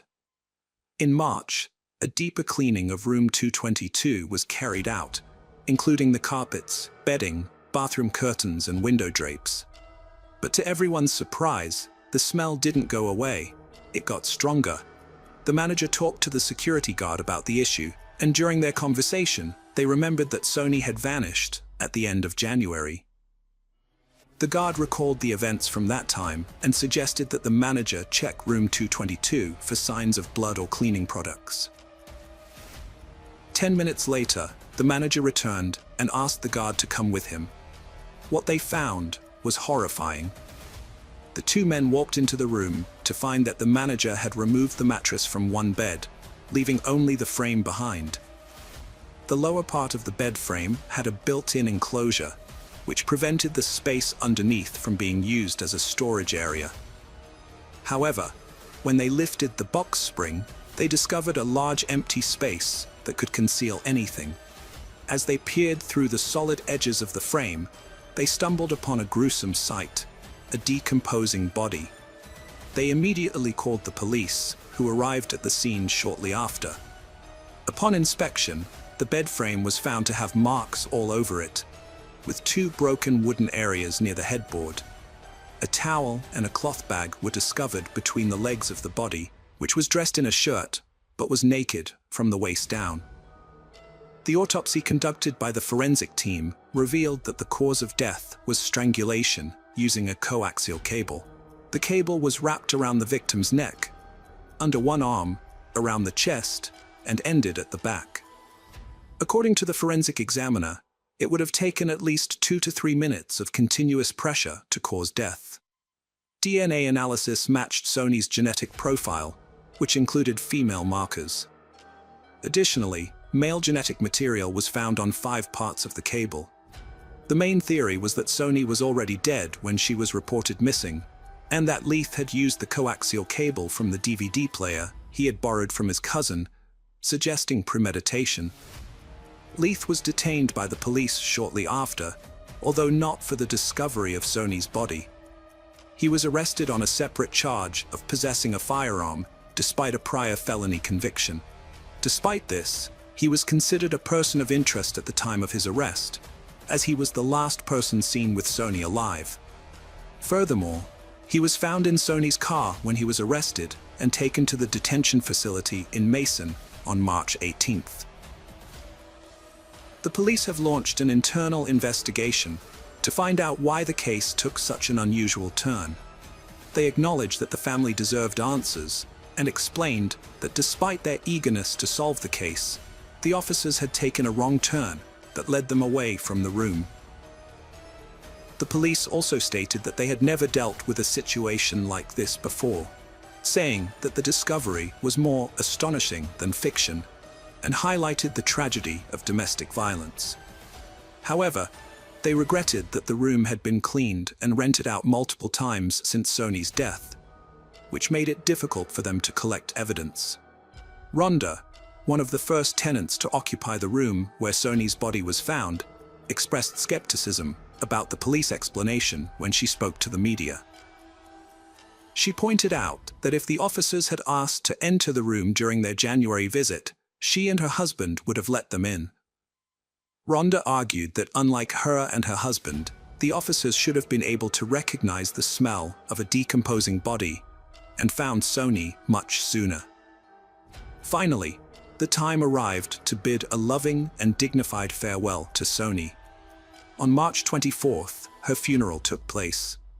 Following her death, Sony's children were placed in the care of her sister and brother-in-law. By April 1st, they had begun the process of obtaining legal guardianship of the children.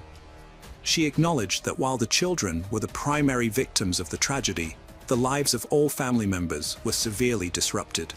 She vowed that although she couldn't bring her sister back, she was resolute in providing for Sony's children, ensuring they received the necessities like food, clothing, and toys, and keeping them together as a family unit. Sony had benefited from a social program that refilled her debit card for grocery purchases on a regular basis. Shortly before her disappearance, the card was replenished as part of her tax refund. The police were able to track the card's movements, which led them to Leith, who was found with the card. Their investigation showed that the card was used on February 1st, 4 days after Sony went missing, at a convenience store she regularly visited on the 1st of each month to withdraw cash using her electronic benefit transfer card.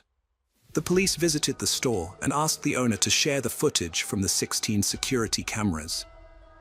The surveillance system had captured footage of a man wearing yellow clothing using Sony's card at 11:38 a.m. on February 1st.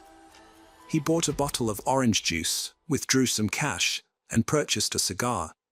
After making the purchases, the man returned to a car driven by another person. In February 2014, nearly 4.5 years after the crime, Leith's trial finally began. By this time, the Budget Lodge Hotel where the couple had stayed had closed down. Leith maintained his innocence, while the prosecutor described the events as a tragic and ugly culmination of a tumultuous relationship. In contrast, the defense attorney highlighted the lack of concrete evidence, including witnesses and physical proof, and disputed the prosecution's speculations. The defense attorney brought to attention a crucial piece of evidence, a fingerprint found on the bed frame that did not belong to Leith, suggesting the possibility of an alternate perpetrator. He also mentioned that Sony had been involved with other men in the past, which could have led to her murder. The attorney emphasized that Leith had no prior arrests for domestic violence against Sony. Furthermore, he revealed that Sony had moved back in with Leith due to a rat infestation at a relative's house where she was previously staying.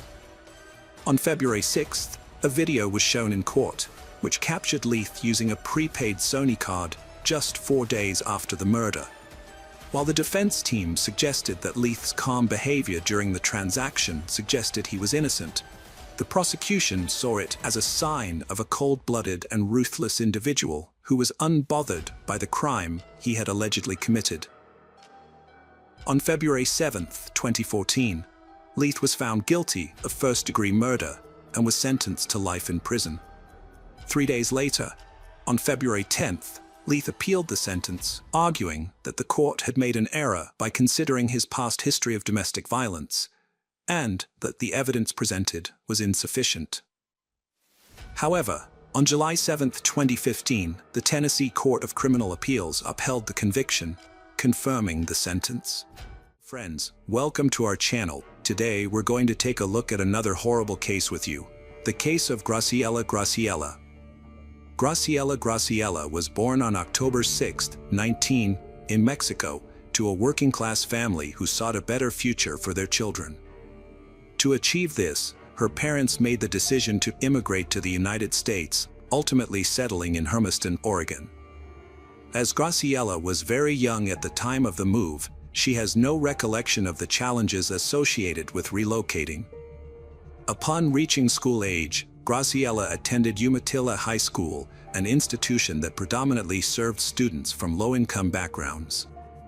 The school provided all students with free meals, reflecting the socioeconomic status of its student body, of which 66% were Hispanic. It was here that Graciela's sociable nature and innate charm enabled her to effortlessly form friendships among her peers. After graduating, she proceeded to enroll in the business department at Blue Mountain College. From a young age, Graciela had always dreamed of becoming a hairstylist and owning her own beauty salon. With determination and hard work, she believed she could make her dreams a reality.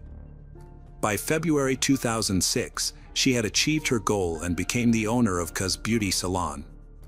Graciela's talent and charisma quickly made her a well-known figure in society. As the salon's owner, she always presented herself well, which added to the salon's positive image. Her passion for her job and understanding of the latest beauty trends ensured a steady stream of clients. Over time, some of these clients became close friends, who were always welcome at her home. Graciela was highly respected in the town, not only for her professional success but also for her interesting and happy personal life. Her first love, with whom she had 2 daughters, Annabelle and Gabriella, also known as Gabby, was someone she met in her youth.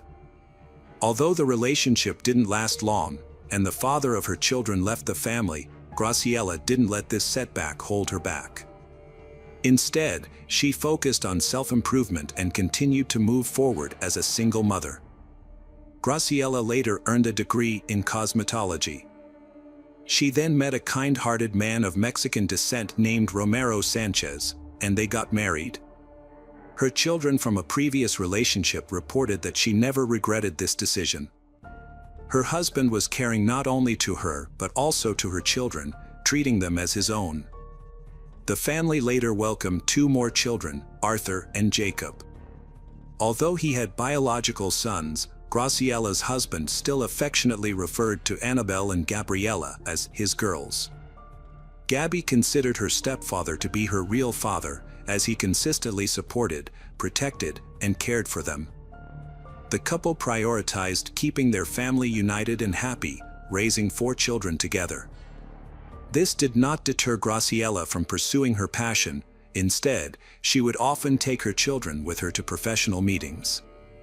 The family developed a lovely tradition of traveling together, exploring new cities, local attractions, and cultural features. They also prioritized staying connected to their roots, frequently visiting Mexico and enjoying quality time together. Everyone made a genuine effort to make each other happy.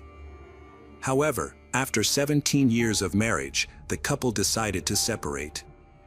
Graciela and her ex-husband chose not to burden each other with their dwindling feelings, opting to preserve the respectful relationship they had built over the years. Even after the divorce, they maintained a warm and strong connection. The father remained involved in the children's lives, regularly seeing them and sharing custody of their youngest son with Graciela. The other children were grown and lived on their own, but they remained close to their parents. They would get together to celebrate holidays and often sought each other's advice. Graciela handled her divorce well, remaining optimistic and confident, thanks in part to her ex-husband's kind and understanding behavior during this challenging time. On November 9, 2019, Romero made an unexpected visit to Annabelle, Graciela's eldest daughter. Annabelle was surprised to see her mother's new husband show up unexpectedly. Romero told Annabelle that Graciela had disappeared. According to Romero, he and Graciela had met with Jacob the previous night. Afterward, Romero returned home and went to bed beside Graciela, who was already asleep. However, when he woke up in the morning, Graciela was gone. He searched the house but couldn't find her. Romero tried to contact Graciela by calling and texting her, but she didn't respond. He went to Annabelle's place hoping she might have some information about Graciela's disappearance. Annabelle, however, had no idea where her mother was. She was shocked not only by the news of her mother's disappearance but also by Romero's reaction. He was in tears and seemed genuinely upset. Annabelle found this odd because Romero had never shown any strong emotions around them before, only indifference. Romero mentioned that Graciela had been acting strangely and might have found someone else. He admitted she might have needed a break from their relationship and wasn't sure if she was truly happy with him. However, Annabelle found his words insincere and his tears overly dramatic. She started to worry about her mother and found Romero's behavior suspicious. Romero had previously avoided talking to Graciela's children, but suddenly reached out to them. After he left, Annabelle told the rest of the family what happened. They gathered at Graciela's house to figure out what was going on. Her car was still parked in the driveway, which was unusual since she would have likely taken it if she were leaving Romero. The house was also spotlessly tidy, which was out of character for Graciela, who preferred a more creative and chaotic space. If she were planning to leave, her belongings would have been scattered around the room. Graciela spent a considerable amount of time in front of the mirror, carefully selecting an outfit for the day. However, she surprisingly left all her treasured jewelry at home, including her favorite rings and necklaces that she wore daily. This unusual behavior raised concerns among her family members, who couldn't help but imagine worst-case scenarios, including the possibility of her fleeing. While searching the house, Gabby stumbled upon something peculiar, a large, heavy blanket in the washing machine. This was unusual because their mother, Graciela, always emphasized the importance of not overloading appliances. It was likely that Romero, who normally didn't participate in household chores, had washed the blanket. This sparked suspicion that he might be trying to conceal something. It was later discovered that along with Graciela, several important items had gone missing from the house, including her passport, driver's license, and mobile phone. On November 11th, Annabelle went to the police station to report her mother, Graciela, missing. However, she was surprised to find that Romero, Graciela's husband, had not informed the police about her disappearance, despite knowing about it since November 9th or possibly earlier. As a result, Annabelle became the first person to file a missing person report for her mother. Romero's distant personality had been a concern for Graciela's family since they met him. Graciela had met Romero at her beauty salon, where he was a client, after her divorce. Their initial friendship eventually developed into a romantic relationship. However, when Graciela introduced Romero to her family, they noticed his aloof and cold demeanor. Annabelle and her sister, Gabby, tried several times to connect with Romero, but he did not reciprocate, leaving Graciella's children puzzled by his behavior. They initially attributed it to individual personality differences, especially compared to their mother's previous relationships. They were eager to understand their mother's partner and what motivated him. At times, he seemed strange and aloof to them, and they struggled to comprehend how someone as lively and joyful as their mother could be drawn to someone so serious and reserved. Despite their reservations, they respected her decision. When their mother shared the news of her upcoming wedding, everyone rallied around her, particularly the girls, who wanted to see her happy and loved. On the wedding day, guests couldn't help but notice Romero's haughty demeanor and restraint. Some even perceived him as excessively possessive, as he dominated the bride's attention. When Graciella's young children came to congratulate the newlyweds, Romero responded with disdain rather than warmth and affection, making it clear that he didn't want to share his wife's attention with anyone, not even her own family. After that, Graciella's relatives struggled to hide their genuine opinions about Romero. Annabelle even went so far as to say she didn't consider him a stepfather, let alone a father figure. The family simply wanted to have a normal relationship, like those found in any civilized household. Following the wedding, Graciella and Romero moved in together, along with her youngest son Jacob, into Graciella's home. Jacob shared that shortly after the wedding, Romero started behaving as if he was the sole owner of the house. The boy recalled that the initial honeymoon phase was brief, and soon the family started to fall apart.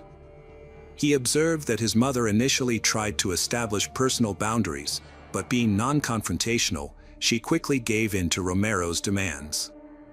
This seemed to suit Romero, who had a quick temper and never apologized first. To avoid creating tension in the household, Graciella often conceded to Romero's wishes. As time went on, it seemed she realized she had rushed into the marriage without fully thinking it through. In private conversations, Graciella confessed to feeling trapped and suffocated in the relationship. Her husband exerted control over her, never allowing her to go anywhere alone. Despite this, she never expressed any desire to leave the abusive relationship, suggesting she was still in love with Romero. Everyone realized that Graciella was in a relationship with the wrong person. It became apparent that her partner, Romero, was jobless and financially dependent on her. The Graciella family, who valued hard work, found it frustrating that Romero was always by Graciella's side without any apparent reason. Romero was a master manipulator who kept a close eye on Graciella, monitoring her interactions, including her friendships with other women. He would either prevent her from going out or show up unexpectedly, as if checking on her loyalty. His extreme jealousy was suffocating. Graciella felt embarrassed by his behavior, which led her to isolate herself socially, only interacting with her family. This had a negative impact on her professional life, as her job required frequent client meetings and attending industry events. Those close to Graciella noticed a significant change in her demeanor. She looked sad, worn out, and had lost her usual cheerfulness. It was clear that she was unhappy. Even her children observed the changes in her mood and appearance, as well as her loss of independence. They discussed their concerns among themselves and concluded that, although they didn't like Romero, he was Graciella's choice, and they had to respect her decisions. Other relatives shared the family's distrust of Romero. However, no one knew how to intervene or offer support. The couple's issues were serious enough to require professional help. Gabby had once suggested this to her mother, but Graciella insisted on handling her personal life independently. In 2018, Graciella suddenly announced that she would relocate her beauty salon to her home, citing convenience. Her family was skeptical, as she had never mentioned this plan before, despite running the salon for 12 years. Some clients noted that Romero often hung around the salon, creating tension and disrupting the usually warm atmosphere.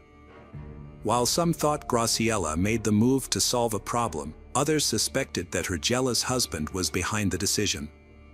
Despite the initial doubts, Graciela remained enthusiastic about the change, saying it allowed her to spend more time with Jacob and Romero. By the end of 2018, she and her husband were remodeling a room for the salon, but the project took longer than expected and wasn't completed until May 2019. Although the salon was closed temporarily, Graciela's reputation remained intact, and rumors of the studio's reopening attracted a long queue of clients, including new ones, months in advance. Graciela was thrilled with her professional success but became increasingly private about her personal life. Return to the moment before of Graciela's disappearance. Another incident raised concerns about Graciela's safety. She asked her daughter Gabby to pick her up, which was unusual. But she claimed everything was fine and said she was just having a disagreement with her husband. When they met up, they spent time together and Graciela seemed to relax. She smiled and told Gabby not to worry, saying that couples' arguments are normal and can actually bring people closer together. Despite this, Gabby couldn't shake off her worries and remained uneasy about her mother's situation.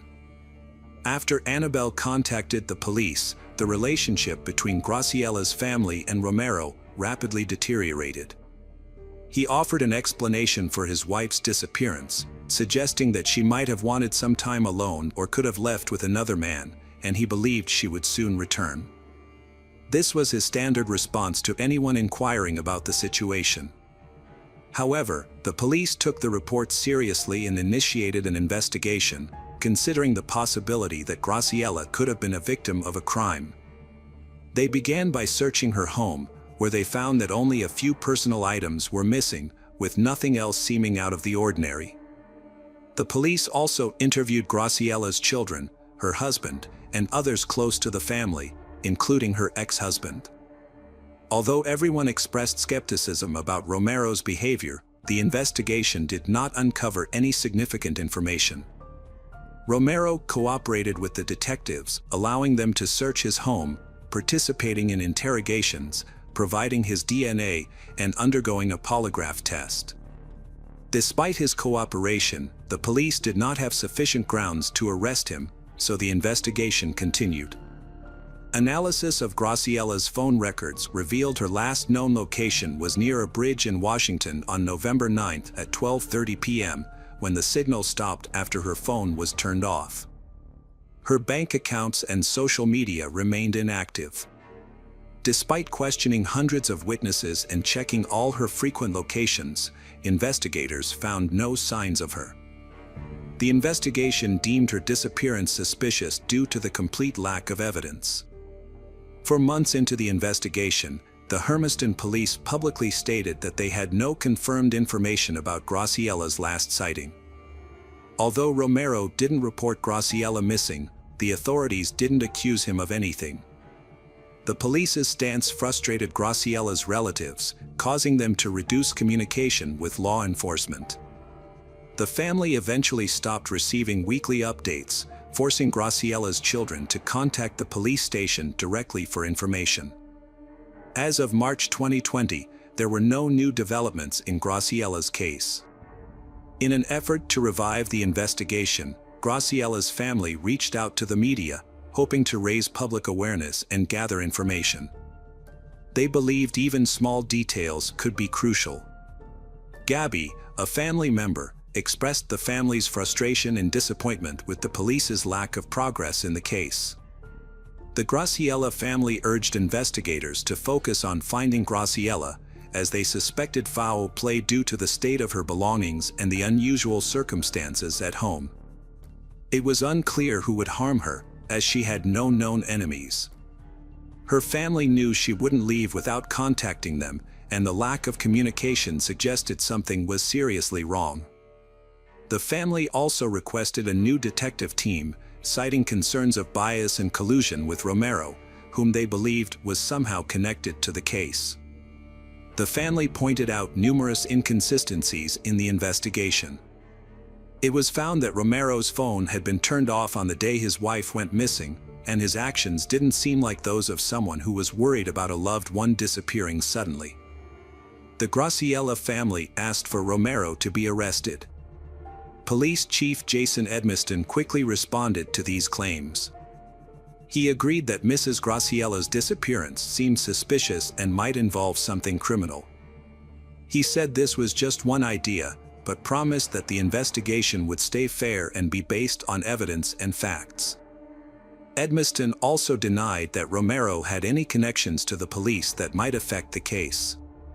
Edmiston mentioned that false information was spreading and making the investigation harder. He said the case was ongoing and that some information had to be kept secret. The police also asked the FBI for help. Edmiston expressed frustration that people were criticizing the police without understanding how complicated the law is. At the same time, Gabby started a fundraiser to hire a private investigator. This move was seen as criticism of how the police were handling the case, suggesting they weren't doing their job well. 1 year after Graciela's disappearance, her family and friends held a memorial event to honor her memory and pray for her safe return. They lit candles and posted signs outside the police station, urging authorities to continue searching for her. In September 2023, a significant development in the case occurred when Romero Sanchez, Graciela's husband, was severely injured in an attack. There was speculation that Mason Graciela, Graciela's brother, was involved in the incident, but details and any potential consequences for Mason were not disclosed. It appeared that Graciela's family had become frustrated with the police's lack of progress in investigating Romero, leading to a potentially frightening outcome. Graciela's disappearance remains an unsolved mystery, leaving her family in unbearable uncertainty that's taking a devastating toll on their health. Her children are left with only prayers, hoping for clarity and justice, unsure if she's alive. Hello friends, welcome to our channel. Today we're going to take a look at another horrible case with you, the case of Antonia Barra. Antonia Barra was born on December 3, 1999, in Temuco, Chile, to a wealthy family. She was the youngest of 5 children, with 2 older brothers, Sebastian and Ignacio, and 2 sisters, Catalina and Carla. Antonia was particularly close to Catalina, whom she considered her best friend and confidant. Her parents valued education and encouraged their children to pursue their interests, including sports and music. As the youngest child, Antonia was especially loved and spoiled by her parents. Despite this, she was a diligent student and dreamed of studying tourism and traveling the world.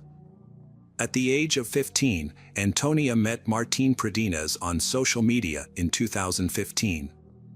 Martin was 8 years older than Antonia and lived in the same city. He was divorced and had a child from a previous marriage. Little is known about Martin's early life, except that he was born in February 1992 in Temuco to Ivan Pronas and Paula Dare. When Martin was 20, he got a girl from his school pregnant, and to avoid scandal and punishment, he married her. However, the marriage ended shortly after the birth of their child. Martin and Antonia were acquaintances who knew each other from socializing with young people on social networks between 2015 and 2017. However, their relationship remained purely platonic. After Antonia graduated from high school and enrolled in university, she relocated to a different city, and they lost touch. At university, Antonia focused on her studies in the travel industry, formed new friendships, and explored new hobbies. Martin was no longer on her mind. During her breaks from university, Antonia would return to her hometown but primarily stayed in touch with her family, including her parents and siblings. During her time at university, Antonia developed a close bond with a fellow student named Consuela Herb, and they became nearly inseparable. She also started a romantic relationship with a student named Rodrigo Aguad, which lasted for approximately a year.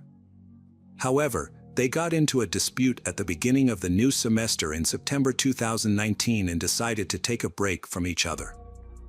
Antonio had recently gone through a breakup and was feeling down. Luckily, the Chilean national holiday was just around the corner, offering a long weekend and a chance to take her mind off things. She and her best friend decided to attend an electronic music festival in the charming town of Pucón. They carpooled with 3 classmates, using Consuela's car.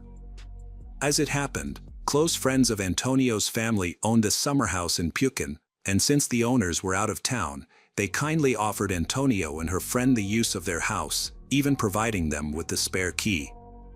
Upon arrival, the group split up, and they friends settled into the spacious and cozy house, looking forward to a relaxing weekend getaway.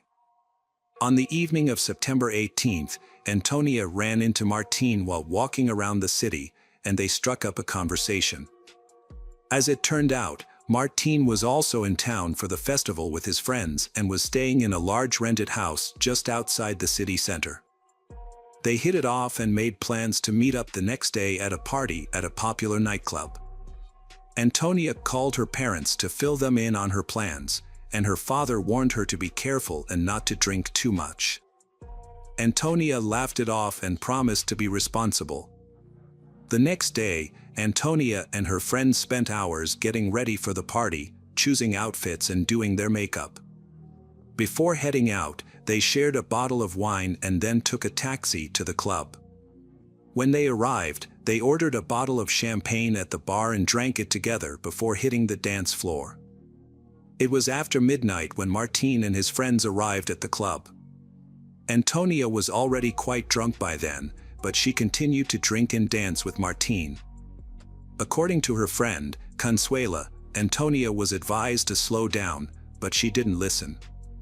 At one point, Consuela lost track of Antonia and spent half an hour searching for her. When she finally found her, Antonia was in another room with Martín, barely able to stand due to her intoxication. Consuela saw her classmate Benjamin Morales at the club and asked for his help in getting her friend Antonia home. However, Antonia refused to leave, saying the night was still young. A short while later, she started to feel unwell, and her friends took her outside for some fresh air. After she felt a bit better, she returned to the club. Consuela went to Antonia later that night and told her that she was exhausted and ready to head home. However, Antonia declined, wanting to stay and continue having fun. Consuela then left the club, giving up on convincing Antonia to leave with her. She took a taxi home and went straight to bed. Benjamin saw Martín escorting Antonia out of the club, holding her because she was swaying from side to side. According to Benjamin, Antonia was too drunk to fight back, and Martín took advantage of her state. They waited near the entrance for a while, allowing Antonia to recover a bit. Soon, Martín's friends arrived and suggested they continue partying at their rented house. The company ordered a taxi, but Martín and Antonia decided to walk, as she was unwell and disoriented. Surveillance cameras captured their walk, showing the man supporting a drunk student who was trying to break free from his grasp. Along the way, they stopped at a 24-hour supermarket, where Martín purchased beer. Inside the empty store, Martín attempted to kiss she, but she pushed him away and turned her back on him. It was clear she was uncomfortable, but her intoxication left her unable to resist or escape. Martín, being stronger, continued to lead Antonia, and they eventually arrived at the rented house around 8 a.m. The people in the living room saw that she was upset, but she was too drunk to clearly communicate her distress. Despite Antonia's obvious unease, Martín continued to hug and try to kiss her. The other friends, also heavily intoxicated, failed to intervene. Eventually, they retreated to a bedroom, where the man assaulted she while she was in a dazed state. Antonia was confused and disoriented as Martín ignored her attempts to resist and stop him. After the incident, he rejoined his friends in the living room and continued the party, leaving Antonia alone in the bedroom. Later, around 9 a.m., she managed to call Benjamin, but her speech was slurred and she was crying uncontrollably, making it hard for him to understand her. She was unable to explain what had happened or where she was. Benjamin became concerned and called Consuela, telling her that Antonia was in trouble and needed help. Antonia then called Consuela herself, struggling to communicate, and eventually found out her location, prompting Consuela to go to her aid. When Consuela met Martín at the doorstep, she asked him what had happened, but he just smiled and claimed that everything was consensual. However, when Consuela found her friend, Antonia, in one of the rooms, she was shocked by her condition. Antonia was crying and begged to be taken away from the place as soon as possible. They left shortly after and went home, where Antonia immediately took a shower. Despite her friend's advice to preserve the evidence and report the incident to the police, Antonia insisted that no one should ever find out what had happened. She tried to act normally when she spoke to her parents later that day, hiding her true emotions. The next morning, Antonia and her friends returned to the student dormitory. In the aftermath, Antonia struggled to cope with the trauma. She tried to forget the nightmare and resume her normal life, attending classes and socializing with friends. However, only Consuela noticed that Antonia was not okay. As time passed, Antonia's mental state deteriorated, and she gradually fell into a deep depression. Antonia was traumatized and didn't want to talk to anyone about what had happened to her. She refused to file a police report, fearing that it would only spread the news and make things worse. However, rumors about her began to circulate quickly. They would whisper, point, and laugh at her. One of her classmates even had the audacity to ask her about the rumors in front of everyone. However, what sent Antonia over the edge was a phone call from Rodrigo, her ex-boyfriend, with whom she still had strong feelings and had been holding on to the hope of rekindling their relationship. During the call, Rodrigo repeated all the rumors he had heard and told Antonia that he never wanted to see her again. Antonia broke down in tears, trying to defend herself and explain that the rumors were not true. But Rodrigo was unforgiving, using derogatory language to describe her and calling her promiscuous before hanging up. This conversation was devastating for Antonia, and she couldn't cope with the emotional pain. On Saturday, October 12, 2019, Antonia went to her parents' house, seeking comfort and solace with her family. Concern for Antonia's well-being grew as her relatives noticed a deep sadness in her eyes, despite her claims that everything was okay. Later that evening, she posted old childhood photos on social media, accompanied by a distressing message.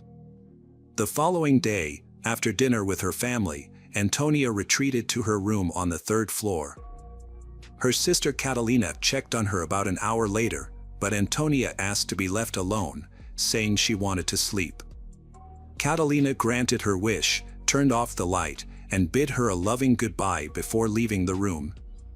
2 hours passed before their mother, Marcela, came to Antonia's room to announce that dinner was ready.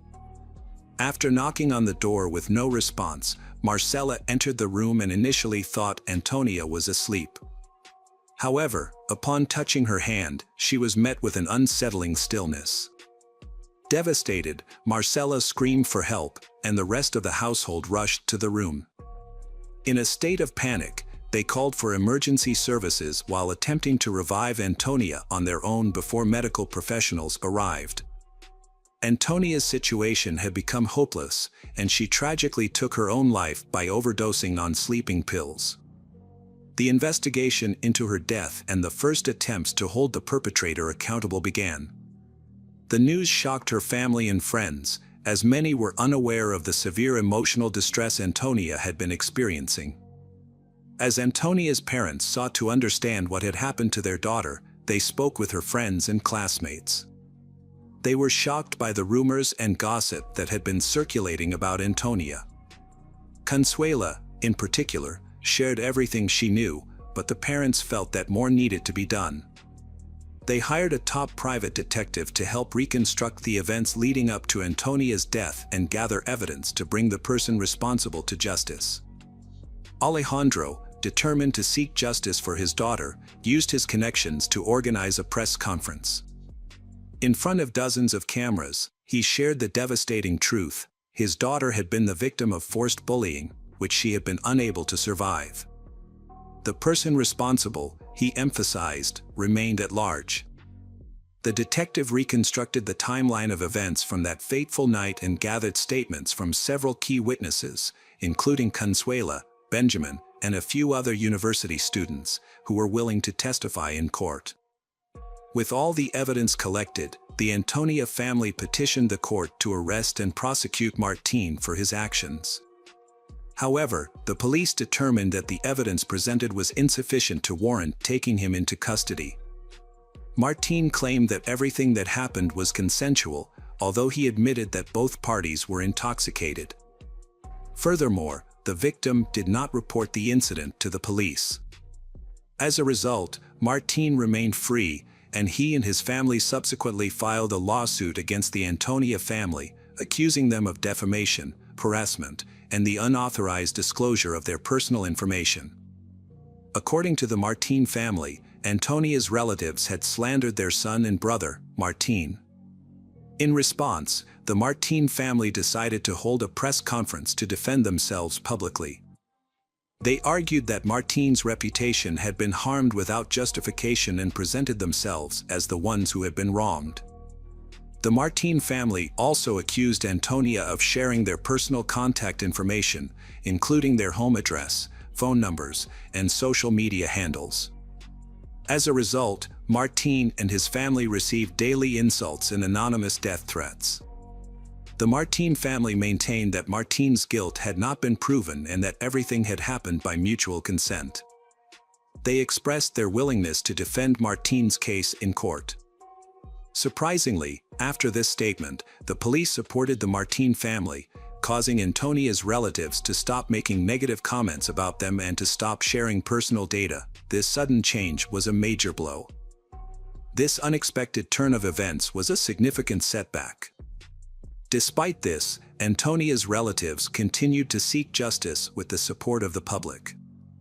Victims who were initially silent about their experiences began speaking out after Antonia's case gained widespread public attention. Within a month, 8 more girls came forward to the police, claiming they too had been harassed and assaulted by Martín. They had previously remained silent, fearing they would be condemned and censured. One of the victims was just 13 years old at the time of the assault. As more girls who suffered at the hands of Martín began contacting the police, he was eventually taken into custody. Martín was arrested in June 2020 and held at Temuco City Prison on suspicion of committing assaults between 2011 and 2019. However, Martín was released on his own recognizance less than a month after his lawyer intervened, and was allowed to remain free for the duration of the investigation.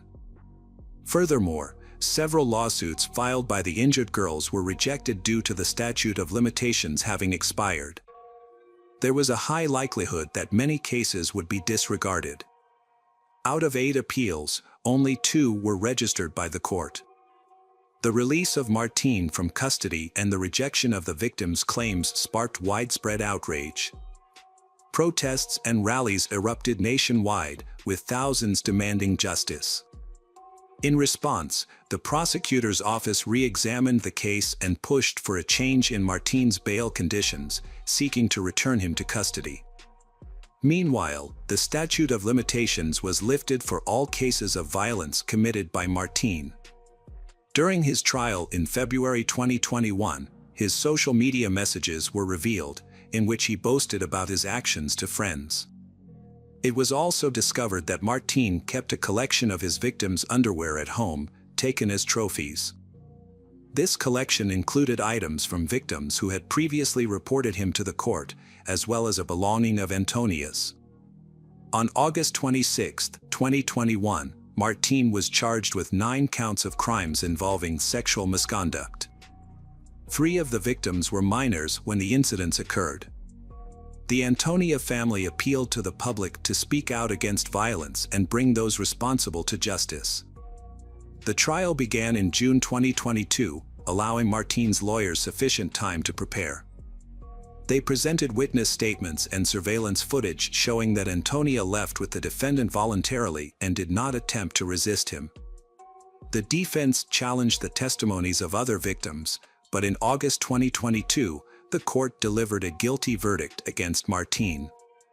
He was convicted of 8 crimes involving sexual misconduct and causing Antonia's nervous breakdown, which ultimately led to her death. Martine was sentenced to 20 years in prison. However, his lawyers, led by Pinus, promptly filed an appeal. On December 29, the Supreme Court ordered a new trial. In March 2023, Martine's case was assigned to the Public Defender's Office. During the new trial, Martine maintained his innocence, attributing the events leading to Antonia's death to the large quantity of alcohol they had consumed together. Despite this, on July 7, 2023, Martine was found guilty again. The court reduced his initial 20-year sentence to 17 years, considering the 3 years he had already spent in prison. He had only 14 years left to serve. However, Antonia's family expressed dissatisfaction with this decision in an official press release made by her father. They noted that no punishment could bring back their daughter. During the ongoing lawsuits, Antonia's family and other victims affected by Martine's actions joined forces with public figures to advocate for women's rights. Together, they worked to amend the criminal code, specifically the sections related to sexual offenses. Their objective was to protect the rights of victims of harassment and sexual violence. Hello friends, welcome to our channel. Today we're going to take a look at another horrible case with you. The case of Vashti Seacat.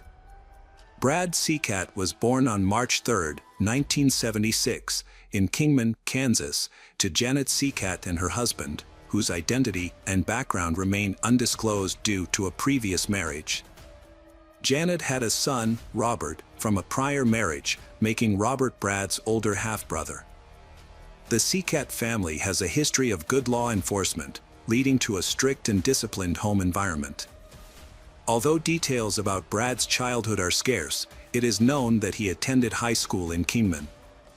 Brad was physically strong and athletic, which led him to participate in high school wrestling and bodybuilding.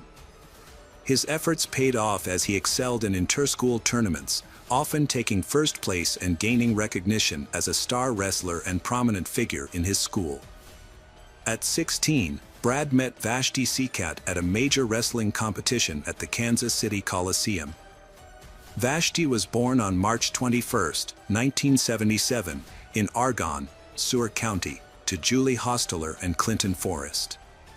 She was the third of 4 children, with an older brother, Rich, and sister, Catherine, and a younger sister, Tyler.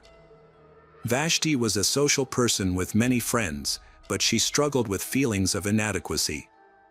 However, this didn't hold her back from becoming a cheerleader for her school's wrestling team. She enjoyed watching the team win and attended every match, including the one where she met Brad. Brad was immediately smitten with Vashti and asked her out. Impressed by his confidence, she accepted, and they felt an instant connection at their first meeting. From that moment on, they were inseparable. After high school, Vashti attended a university, while he followed in his family's footsteps by enrolling in the police academy. As a result, they spent less time together, which caused Brad was starting to exhibit controlling and possessive behavior. Over time, Brad's growing jealousy became unbearable for Vashti, and she eventually ended the relationship. Although the breakup was not dramatic or traumatic, it marked the end of their romance. After graduating from the police academy, Brad joined the sheriff's department in Sedgwick County, a short distance from Kingman. Despite his professional accomplishments, he couldn't shake off the feeling of emptiness. He still had strong feelings for Vashti, and his love for her lingered deep within him. Brad didn't abandon his dream of reuniting with Vashti, and as soon as the chance presented itself, he visited her. His words struck a chord with Vashti, who sensed his sincerity, possibly due to his devotion to faith or genuine affection. This led her to decide to return to him. Overjoyed by her decision, Brad hastily approached Vashti's family to express his true intentions and request her hand in marriage. The Seacat family was thrilled to hear the news, convinced that their marriage would be a successful one. The wedding took place in 2004, after which Brad and Vashti settled in a neighborhood in Kingman. As they began building their new life, they befriended Monty Weldon, a friendly neighbor who frequently invited them to backyard barbecues. Brad's unpleasant behavior causing problems due to his controlling personality. However, when Vashti became pregnant, their issues appeared to fade away. In 2006, they welcomed their first son, Brandon, and 2 years later, their second son, Bronson. Although Brad was a loving father, he sometimes had a rough way of interacting with the children, especially during playtime. He treated the children like adults and occasionally showed a more aggressive side. Brad's behavior was concerning. He once beat a prisoner by hitting his head against a concrete wall, causing a fractured skull and brain damage. The prisoner later died from his injuries. Brad was sued for using excessive force, but his boss, Sheriff Gary Steve, supported him, and the charges were eventually dropped. The prosecutor's office and the Kansas Bureau of Investigation dismissed the complaint, clearing Brad of any wrongdoing. Brad showed no remorse for his actions and even admitted to his colleagues that he liked to use violence, especially against individuals he considered bad people. On a separate occasion, Brad and another officer restrained a defendant who became unruly and resisted being removed from the courtroom for contempt of the judge. This incident earned them recognition, and the police chief awarded both officers bronze medals for their actions. On the other hand, Vashti wants to pursue her career despite her love for her children. She searched for a job and succeeded with her efforts. She became the new Human Resources Director at Vito Communications Company. However, Brad seemed unhappy about her new role. He wants Vashti to focus only on family work and her children's education. As a result, he started complaining about Vashti spending too much time at the office. The number of arguments between Vashti and Brad increased significantly. Despite her best efforts to repair their marriage for the sake of their children, Vashti feels her efforts are in vain. She had a feeling that their situation would eventually end in disaster. To resolve the conflict, Vashti and Brad began attending sessions with social worker Connie Sodman. During her first sessions, Vashti expressed feelings of extreme loneliness and isolation, suggesting that couples therapy sessions might be their last hope to save their marriage. Every time Vashti mentioned the possibility of divorce, Brad became angry. For weeks, he repeatedly threatened to kill her if she left him, boasting that he could take her life without consequences because he was a police officer. He claimed he could make her murder look like a suicide, and even mentioned burning down their house to destroy the evidence. After the argument, Brad threatened her, saying that if Vashti pursued a divorce, he would prevent her from seeing their children, even taking them out of the country if necessary. At the same time, Brad left his police job and began working as a self-defense instructor at the Kansas Law Enforcement Training Center. Meanwhile, Vashti continued to attend therapy sessions and made positive changes in her life, such as exercising regularly and eating healthier. A few months later, Vashti's social life began to flourish.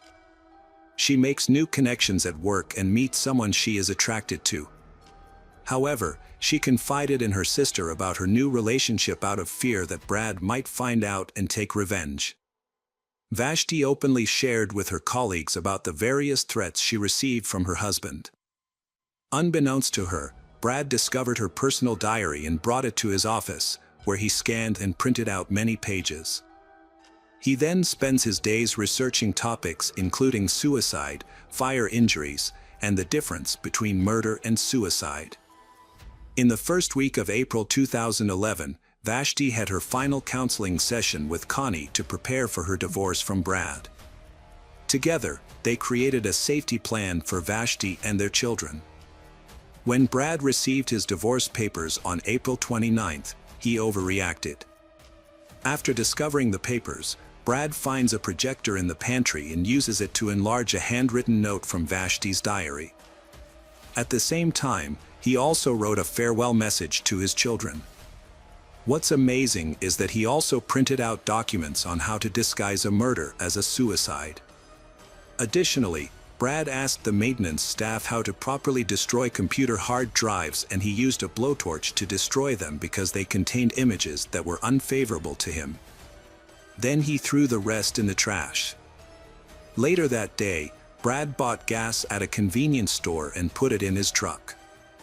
That evening, he asked Vashti if he could spend the night at home to say goodbye to his children and promised to leave the next morning.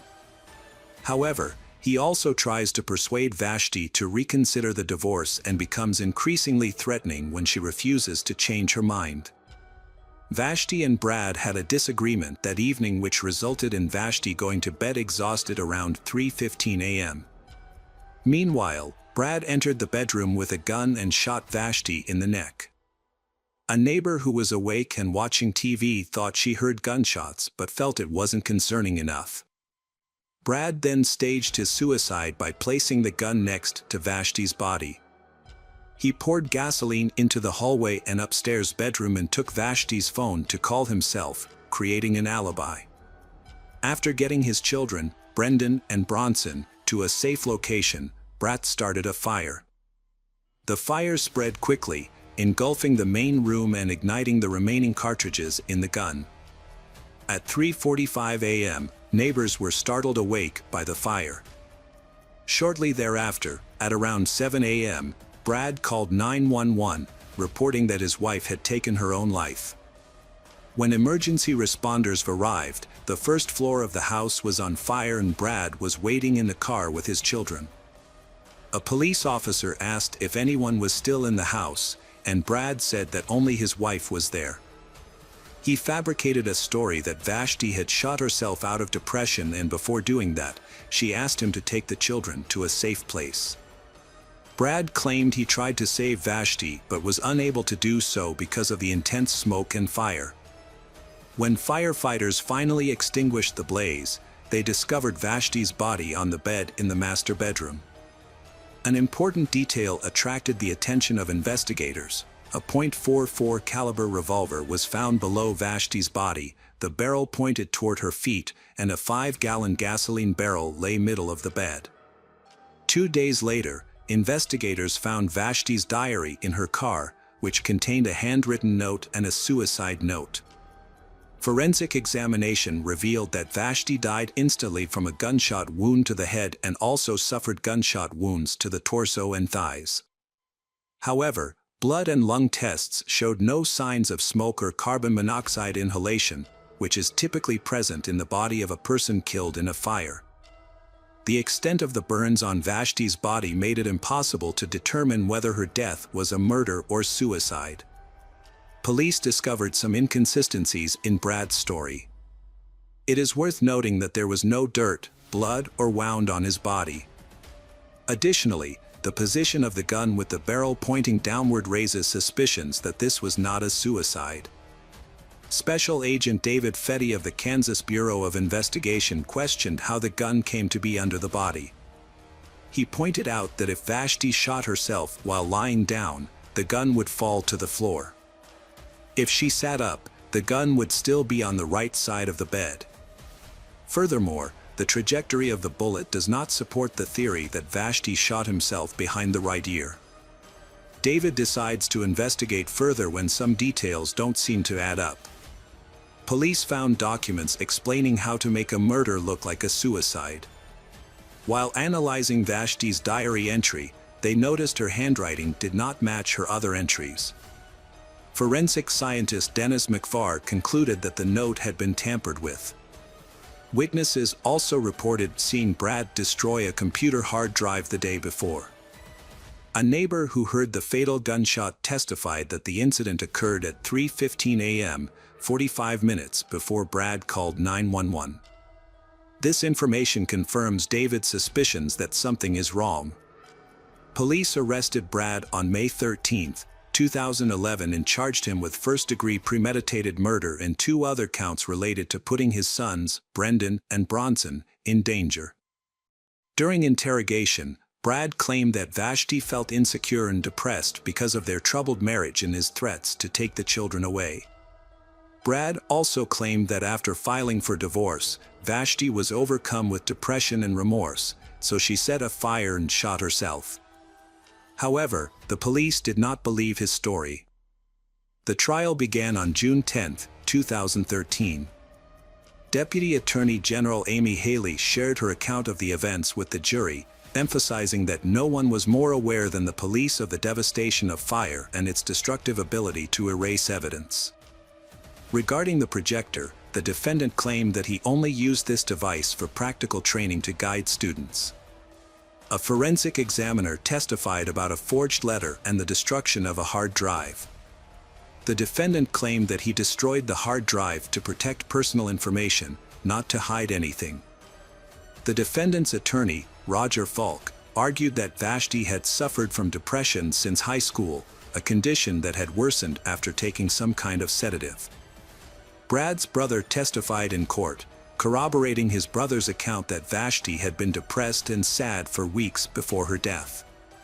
In contrast, therapist Can reported that although Vashti was initially depressed due to marital circumstances, it was not a clinical mental health problem. The therapist said Vashti has been very worried about her future lately. Vashti's brother also recounting the emotional turmoil Vashti's children had endured as a result of their parents' circumstances. The prosecution portrayed Brad as a manipulative person who used his police powers to distort the truth. Yet the defense repeatedly argued that Vashti's death was a suicide and pointed out that even the medical examiner could not determine the cause of her death. Brad testified in his own defense, describing himself as a loving husband and devoted father who was saddened by his wife's desire for a divorce. Kingman County Judge Larry Solomon was accused by Brad that the judge had an incentive to rule against him to win a nomination to the Kansas Supreme Court. However, the jury ultimately found Brad guilty of premeditated murder. Judge Solomon sentenced Brad to life in prison with the possibility of parole after 25 years and an additional 6 years for other crimes. Brad will not be eligible for parole until he has served more than 31 years.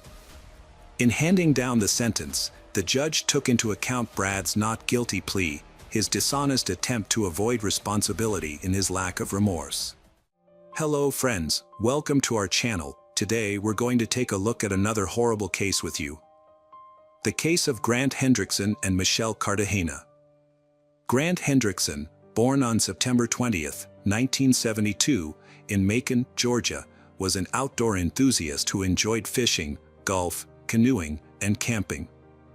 Like his girlfriend, he was also an active volunteer in the community, having worked at the Museum of Arts and Sciences in Macon since the age of 15. Their active lifestyles likely drew them together, according to those who knew them. Grant's girlfriend, Michelle Cartagena, was born on May 2, 1975, in Monterey, California. She was a well-rounded and talented individual. She played in her school's marching orchestra band, was the top singles tennis player, and led her school softball team. Additionally, she was a member of the National Honor Society. Outside of school, Michelle volunteered with the Red Cross and an animal welfare association, and she often visited elderly people. Her father remembered her as a caring and driven individual who aimed to pursue a career in medicine to help others and give back to society. January 3, 1995, brought a grim discovery to the typically quiet area of Juliet Lake. A passerby reported finding 2 lifeless bodies while walking near the lake. The local sheriff and his deputy responded to the scene, where they were met with a shocking sight. Their office was not accustomed to handling serious crimes, as fights and thefts were the norm. The deputies were not prepared for what they found: a white Honda parked on the lake's shore, with the body of a man inside and her body lying on the ground nearby. The cause of death was evident, even to a non-expert. Both victims had been shot. The car contained the victims' personal belongings, including identification, which revealed the identities of the victims. The male victim was 22-year-old Grant Hendrickson, who was found in the driver's seat. The second victim was 19-year-old Michelle Cartagena. The police were alerted to the incident, and officers from the Major Crimes Unit, along with forensic experts, arrived at the lake. The detectives' attention was immediately drawn to Michelle's body, which was partially exposed with her skirt pulled up, suggesting a possible motive for the crime. An examination of the car revealed bullet holes, leading detectives to believe that the perpetrator had opened fire on them while they were inside. Grant was hit by 3 bullets and had no chance of survival. Michelle was shot twice and likely remained conscious as the perpetrator pulled her from the car. The position of Michelle's body, with her legs spread apart, suggested that the perpetrator may have intended to take advantage of her vulnerable state, but did not do so. Forensic experts found a substance on the inside of her thighs, which was later identified as saliva containing chewing tobacco particles. The saliva samples were sent to the lab for further analysis. During the crime scene investigation, police discovered important evidence, including bullet casings of 2 different calibers, 13.223 caliber casings and 4 9mm casings. The presence of 2 types of ammunition suggests that there may have been 2 perpetrators, each using a different weapon. The families of Grant and Michelle were shocked and stunned when they learned about the tragedy. They struggled to comprehend who could have committed such a heinous act against their children. As only children, Grant and Michelle were extremely close to their parents. They had been dating for over a year and had already made plans for their future together, including their upcoming wedding. When detectives couldn't identify any enemies or suspects through family and friends, they began investigating further. They visited Mercer University in Macon, where Grant and Michelle were classmates, to gather more information and piece together the events surrounding the tragedy. The police investigation into the deaths of Michelle and Grant was ongoing, but they had not uncovered any significant leads. Both victims were well-liked and respected at the university, with no known conflicts or enemies. Initially, detectives considered the possibility that the killer might have been a man who had romantic feelings for Michelle and was rejected, but this theory was not substantiated and was eventually set aside. A visit to Mercer University did not yield any useful information for the police. However, by reconstructing the events of January 2nd, the detectives learned that Michelle and Grant had gone to a restaurant, followed by a movie. After the film, they headed to a holiday camp at Juliet Lake. The camp was open to the public 24/7 and featured a boat launch, parking area, small dock, and picnic tables.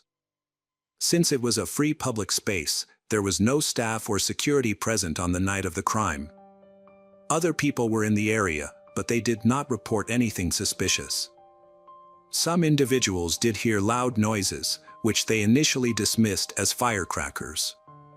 A witness reported seeing a 1980s Honda CRX speeding out of the parking lot. Meanwhile, investigators found a DNA sample in saliva on Michelle's thigh. However, at the time, DNA technology was still in its early stages. The DNA Identification Act, which allowed the FBI to create a national DNA database, was not passed until 1994. As a result, there was no database to compare the DNA sample to, and it could only be matched by directly comparing it to the perpetrator's DNA. The investigation also included questioning staff at the restaurant and cinema that Grant and Michelle visited before their deaths, but nothing suspicious was found. The authorities considered the possibility that they might have been random victims or had a chance encounter with someone who became violent. The detectives found no evidence of any other motives, as they had good grades, no connections to shady individuals, and did not use illicit substances. The fact that the perpetrator left behind valuables, including money, suggests that the motive behind the crime was not financial gain, but rather something else. Forensic analysis revealed that the likely weapons used in the crime were an AR-15 rifle and a 9mm Ruger pistol. Despite questioning over 100 individuals and collecting DNA samples from several dozen potential suspects, the investigation had stalled. More than a year and a half after the crime, Agent Randy Upton of the Georgia Bureau of Investigation took over the case in the fall of 1996. Randy adopted a new approach, shifting his focus from identifying the perpetrator to locating the weapon used in the crime. He visited the largest gun store in Macon and requested a list of customers who had purchased an AR-15 rifle between 1985 and 1995.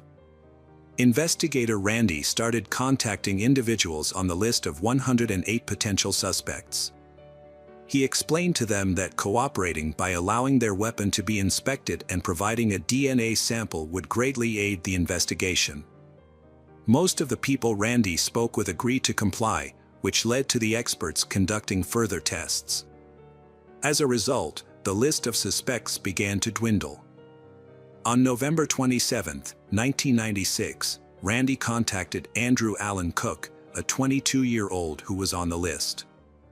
During their conversation, Randy informed Andrew of the purpose of the call and asked permission to examine his rifle. However, Andrew claimed he no longer owned the rifle, stating that he had sold it in April 1994, nearly a year before the victims, Grant and Michelle, died.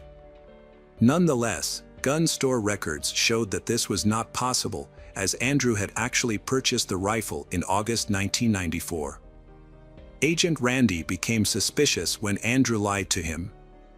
When Randy asked Andrew for a DNA sample, Andrew claimed he needed to discuss it with his father, simultaneously an FBI agent, before complying. Instead, Andrew hung up. This evasive behavior made Randy think that Andrew might be the person he was searching for. Investigations revealed that 5 months after Grant and Michelle's murders in 1995, Andrew pawned his rifle at a local gun store. Additionally, in December 1993, someone had bought a Ruger pistol on Andrew's behalf because he was underage at the time. Andrews sold this pistol to a friend in July 1995, shortly after pawning his rifle. This sequence of events suggested that Andrew's decision to get rid of both his rifle and pistol within 6 months of the murders was unlikely to be a coincidence. As the police gathered more information about Andrew, they became increasingly confident that they were on the right track. Further investigation revealed that Andrew had not only disposed of his firearms but also his 1987 Honda CRX, which matched the description of a car seen near the crime scene. Agent Randy decided to visit the diaper factory where Andrew worked.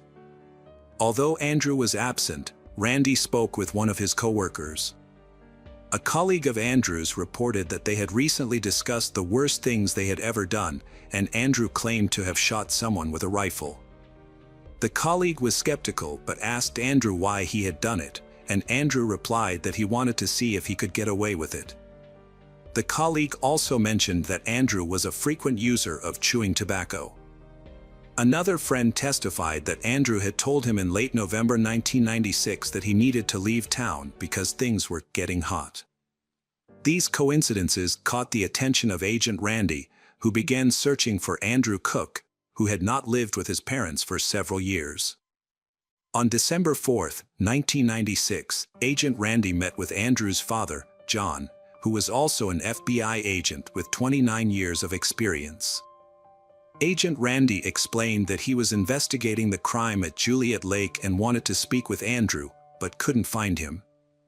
John was familiar with the case of Grant and Michelle from the news, but had not been involved in the investigation. He told Agent Randy that he didn't consider Andrew a suspect, but promised to find him and talk to him.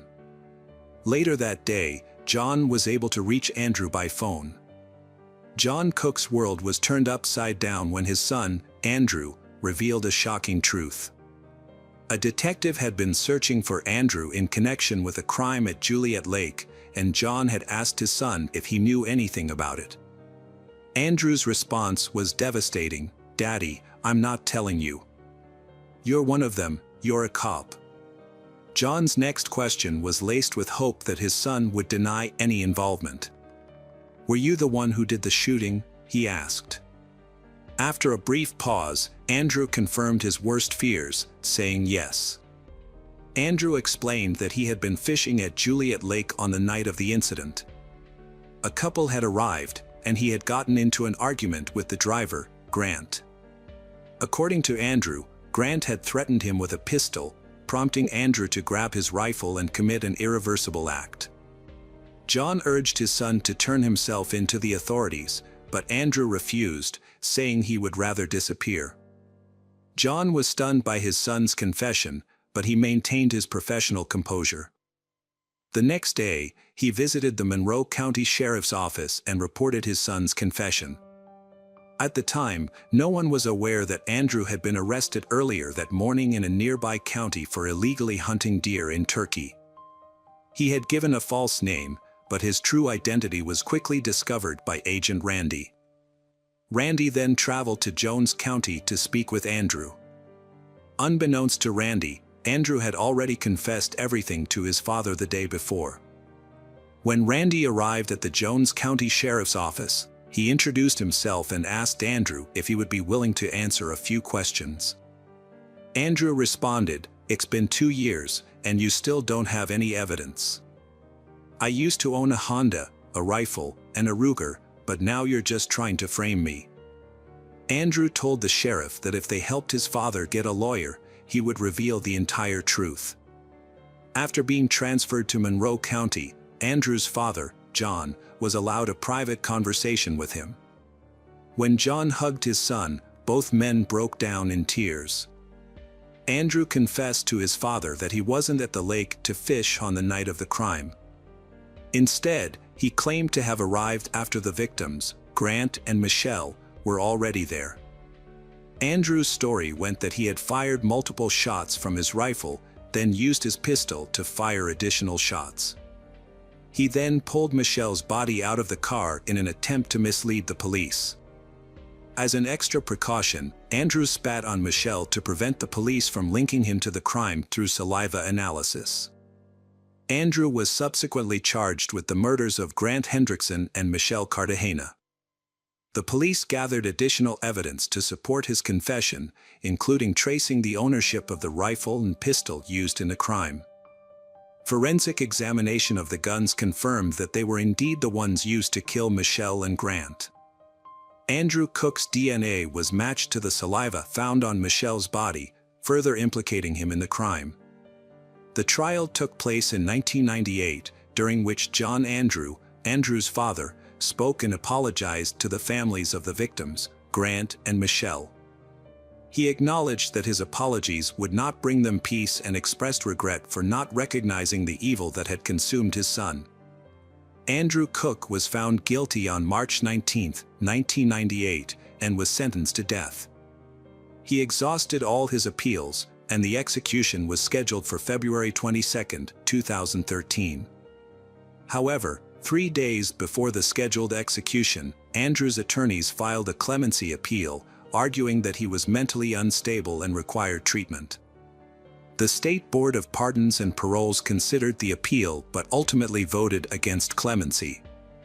On February 22, 2013, Andrew Cook's family visited him in prison to bid their final farewell. Before his execution, he was granted the opportunity to choose his last meal, which consisted of a steak, baked potatoes, fried shrimp, lemon pie, and soda. As he lay strapped to a gurney in the death chamber, Andrew delivered his final words, expressing remorse for his actions. "I'm sorry," he said. "I won't ask you to forgive me, as I struggle to forgive myself." He then thanked his family for their unwavering support and apologized for the pain he had caused them, stating, "I'm sorry I took so much from you all." At 11:08 p.m., the lethal injection was administered. 14 minutes later, Andrew Cook, 38, was pronounced dead. Following the execution, Mary Hendrickson, the mother of one of the victims, expressed relief that justice had finally been served after 18 long years. Hello friends, welcome to our channel. Today we're going to take a look at another horrible case with you. The case of Luke Jobson. Luke Jobson, a 22-year-old who was on the verge of qualifying as an electrical and mechanical engineer after completing 4 years of study and an apprenticeship. He was a well-liked and talented individual who was known for his athletic abilities, particularly in football. Growing up, Luke attended St. Patrick's Comprehensive and Hawood Primary Schools in Thornaby. He was a talented sportsman, playing football as a center forward for Thornaby Central in his youth. His love of clothes and fashion was evident, and he took great pride in his appearance. According to his dad, Stuart, Luke was a perfectionist who would often check his family members' clothes to ensure they looked their best. Stuart described Luke as a genuine and beautiful person, both inside and out. Luke, a young man from Yarm, attended a nightclub called The Keys on Saturday, January 26, 2019, along with his friends. Yarm is a small town, and The Keys is a popular spot on the high street, where the town's nightlife is concentrated. Luke failed to return home after his night out at The Keys, and his parents tried to contact him on Sunday morning, but he didn't respond. His friends were also unaware of his whereabouts. Luke's family quickly took to Facebook to appeal for help, and many people joined the search for him. The police investigation began on Sunday, and Cleveland police released a statement expressing concern for Luke's disappearance, as it was out of character for him. They asked the public to share any private CCTV or dash-cam footage that might be relevant to the case. Police had learned about a possible altercation involving Luke shortly before his disappearance. According to reports on social media, Luke got into a fight with several people outside The Keys around 2 a.m. The last reported sighting of Luke was near Yarm School at around 2:15 a.m. The police were investigating this information, but their top priority was finding the missing young man. Luke's girlfriend, Danny, made a heartfelt plea on social media, describing her experience as a living nightmare and urging anyone with information to come forward. Luke's cousin, Jake, also reached out on Facebook, asking for help in locating Luke. He was last seen fleeing from a group of young men on Yarm High Street. Friends and family initiated a search for Luke near the River Tees in Yarm on Sunday, which eventually grew into a large-scale operation. By Monday morning, hundreds of concerned individuals gathered at Yarm School's car park, eager to contribute to the search. Despite many not knowing Luke personally, the overwhelming response to the Facebook appeal showcased the community's spirit. Cars arrived at the car park, carrying people who were ready to aid in the search. Many others arrived on foot, dressed in warm clothing, prepared to brave the cold weather. Over 300 people participated in the search, which was divided into 18 groups that scoured various areas, including Preston Park, Stokesley, Cottonwood, Early Nook, and Hilton. Specialist police search teams also combed the River Tees banks near Yarm School. A body found in a River Tees has been identified as 22-year-old Luke Jobson, who had been missing. Cleveland police confirmed the news and expressed their condolences to Luke's family and friends. Family members are being supported by specially trained officers during this difficult time. In a tribute, Luke's parents, Lisa Jobson and Stuart Banks, described their son as a popular and ambitious young man who loved working out at the gym. Luke's mother, Lisa, said they are proud of everything he achieved and want to celebrate his life. She added that they want everyone to remember him for the good things he did. The news of Luke's death sparked an outpouring of emotion in the Teesside community. Friends and family members flooded social media with tributes, and a huge crowd gathered in Yarm for a vigil in his memory. Almost 1,000 people attended the event, which included a firework display and a rendition of Angels by Robbie Williams. The community showed their support for Luke's family by leaving ribbons, balloons, and flowers near the scene of his death. As the police investigated Luke's death, they spoke to numerous individuals, including those who were at the nightclub on the night of the incident. They also obtained CCTV footage, which corroborated earlier reports of a confrontation between Luke and several others. The footage shows Luke wearing a gray t-shirt, jeans, and white sneakers. It appears that Luke made a comment to someone, which caused several aggressive-looking individuals to approach him. The situation quickly escalated, and Luke can be seen running away from the group as they chase after him. News of a confrontation being linked to Luke's death emerged soon after he disappeared, as speculation about what had happened spread on social media. Initially, the police only confirmed reports of an altercation prior to his disappearance. They arrested 6 teenagers, aged from 16 to 18, on suspicion of involvement in Luke's death, but later released all of them. The investigation continued, and a new development in the case occurred the following January.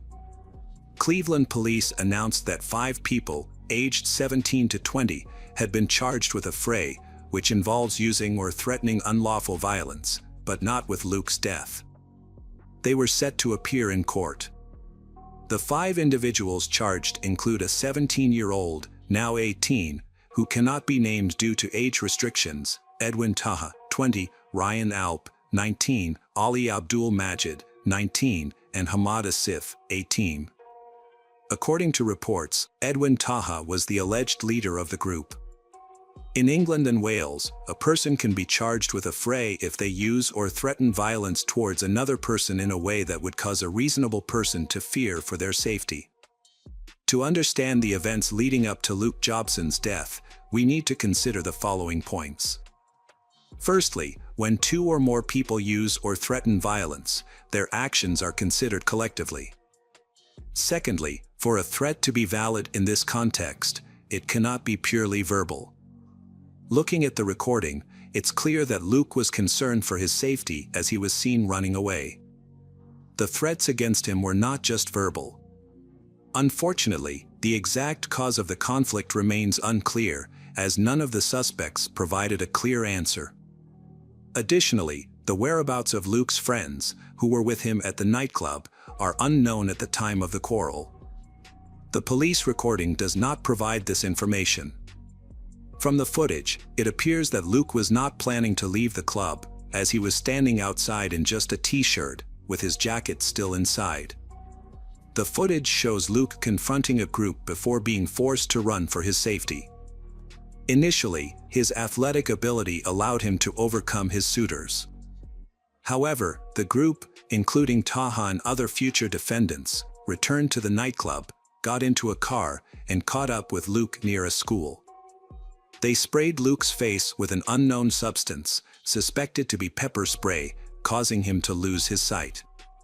In an attempt to escape, Luke climbed over a wall into the school grounds, where CCTV cameras captured his entry into a boathouse. Sadly, this was the last time Luke was seen alive. After Taha pepper sprayed Luke's face, the group got back into their car and drove away. It's unclear whether Luke knew where he was going, but given that he didn't attend school there and was disoriented from the tear gas, it's unlikely he understood his surroundings. If this was the case, it's possible he accidentally fell into the water once he entered the boathouse. It's worth noting that these events took place in January, when the water in the river was extremely cold. According to the police, no one else entered the boathouse that night, and Luke never came out. 2 days later, the police found his body in the water near the school, and the cause of death was determined to be drowning. The suspects initially refused to admit guilt, but during the first court hearing on September 28, 2020, Edwin Taha and Ali Abdul changed their minds and admitted to their involvement in the fight. Autopsy results from pathologists Dr. Nigel Cooper and Dr. Jennifer Bolton revealed that Luke had consumed alcohol before his death. The amount he drank was likely to cause noticeable signs of intoxication in an average person. The police had released Edwin Taha on bail, and none of the suspects were detained before the trial.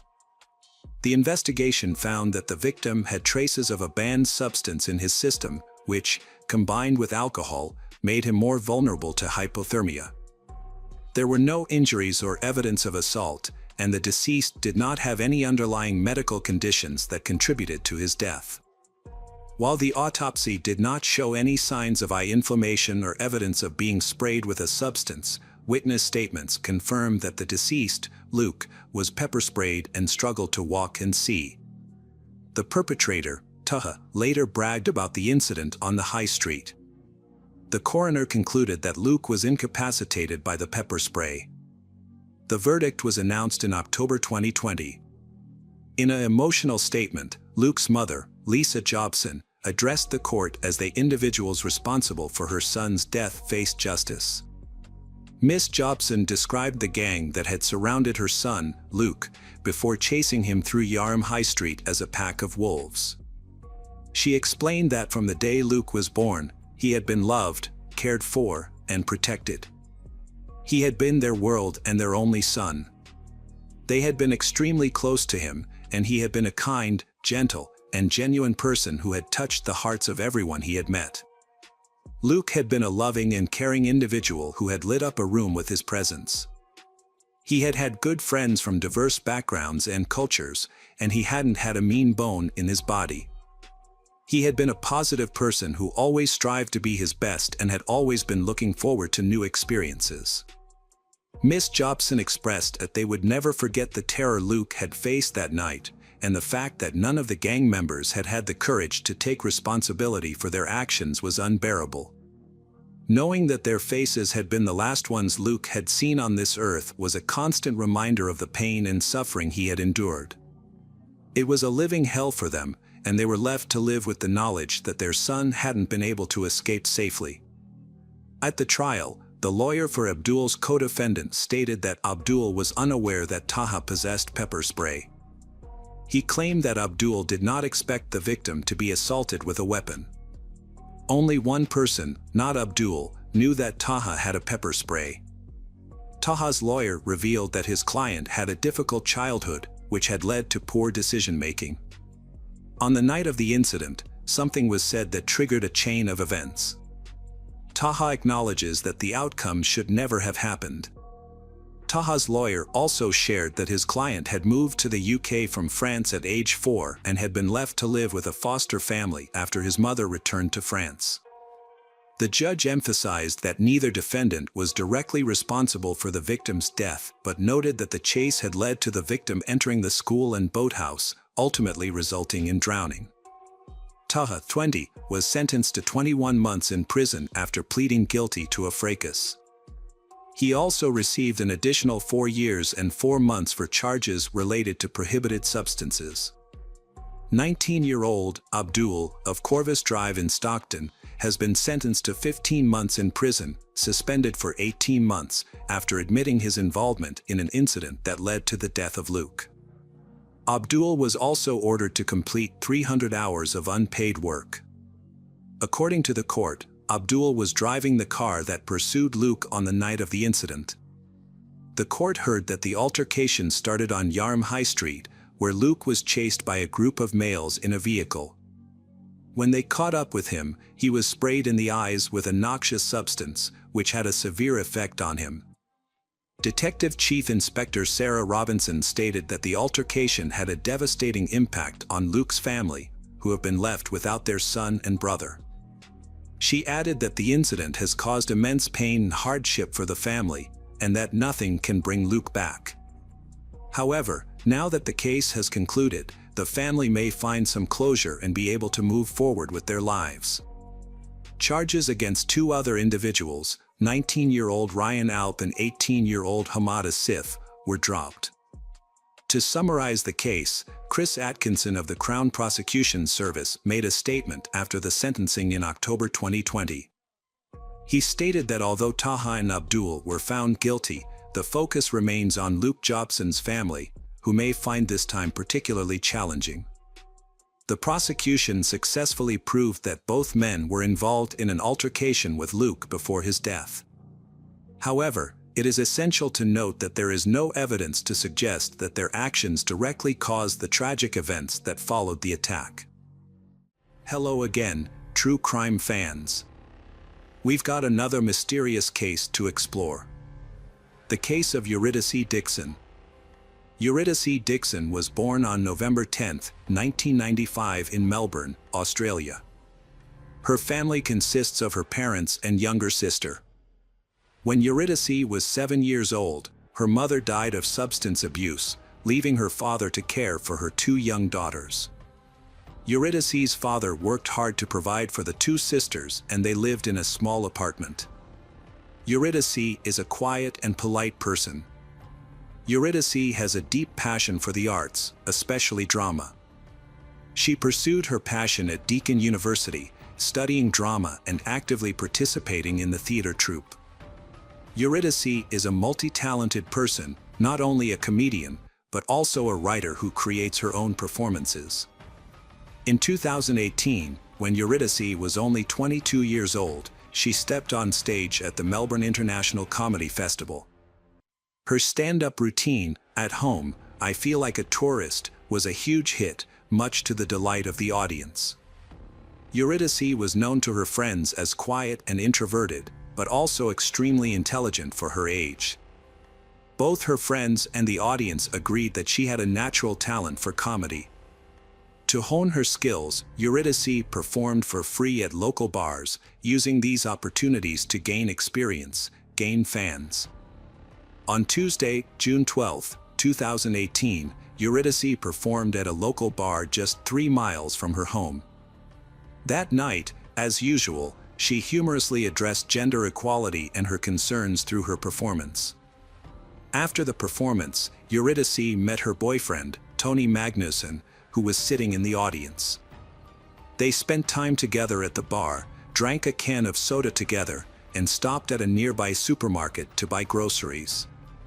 At around 10:40 p.m., Tony got on the tram to go home. Eurydice walked home alone, blowing Tony a kiss and waving goodbye.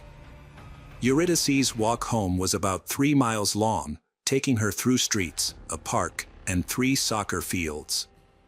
It usually took her about an hour to get home. And Eurydice, having walked this route at night many times before, she felt safe because the streets were well lit. However, as Eurydice entered Princess Park, darkness enveloped her. To shorten the distance, she put on shoes and socks and walked barefoot on the grass. She crossed the park and the soccer field, just a short distance from her house. At 12:02 a.m., Eurydice texted her boyfriend Tony on Facebook, "I'm almost home. Where are you?" At approximately 2:50 a.m. on June 13th, a passerby found Eurydice unconscious on the soccer field at Princess Park. Although the passerby attempted CPR after calling an ambulance and the police, it was unfortunately too late. Eurydice had been strangled and had passed away. Fortunately, the area around Princess Park had several surveillance cameras that had recorded Eurydice walking alone through the park earlier. In the video, a young man can be seen about 100 feet away from her. He has blonde hair, a scraggly beard, and appears overweight, short, and stocky. To aid in the investigation, the police released the surveillance footage to local television stations and asked the public to help identify the suspect. That evening, James Todd, 19, contacted the police after his friends reported seeing his face on the news in connection with the death of Eurydice Dixon. James strongly denied any involvement in the incident and insisted that the person in the surveillance video was not him. The police asked James to come to the police station for questioning. At the police station, James denied any involvement, answered 660 questions, and insisted that he had nothing to do with the case. James also agreed to provide a DNA sample. A memorial was set up for the victim, Eurydice Dixon, where her body was found. People brought flowers to pay their respects, and a large crowd gathered to pay their respects. 5 days after her death, a vigil was held at the football stadium in memory of Eurydice. However, the night before the vigil, someone painted a giant 75-foot-long male genitalia on the lawn. Firefighters and city workers found it impossible to remove the paint and were forced to dig up and replace entire sections of the lawn, costing $20,000. The person responsible for the vandalism was identified as Andrew Null, a 29-year-old men's rights activist and Scientologist. Andrew admitted that his motive was to incite anger among feminists. During a subsequent interview, police told James that DNA evidence from the crime scene was being analyzed. James' demeanor changed. He looked down and stated that no further testing was necessary. James Todd confessed that he had been at Princess Park on the night of the tragedy, taking full responsibility for the murder and assault of Eurydice Dixon that led to her tragic death. In November 2018, James Todd gave a detailed account of his actions on June 12. He began with university classes in Broadmeadows, a suburb of Melbourne, which ended at 3 p.m. He then met 3 friends at the train station. They bought alcohol and supplies and took the train to Melbourne. The group spent time in Batman Park, sharing a bottle of alcohol until it was gone. Around 8 p.m., James purchased more cider and cannabis from people in the area. After one friend left, James and the other 2 friends returned to the train station, bought another bottle of alcohol and Coca-Cola, and took the train back to Broadmeadows. They got off at different stations, with James being the first to get off the train at Newmarket Station around 9 p.m. James Todd left Newmarket Station at 9:30 and walked down the street. At 10:43, he saw Eurydice outside a supermarket with her boyfriend Tony. After stopping at McDonald's, James returned to the same spot and saw Eurydice. She blew a kiss goodbye to her boyfriend, then started walking home. James felt attracted to Eurydice, even though he did not know her. James decided to follow her, staying about 150 feet away for an hour, walking about 3 miles across the city. Whenever Eurydice slowed down, James would stop to smoke. A surveillance camera recorded them passing the University of Melbourne. About 45 minutes after James began following her.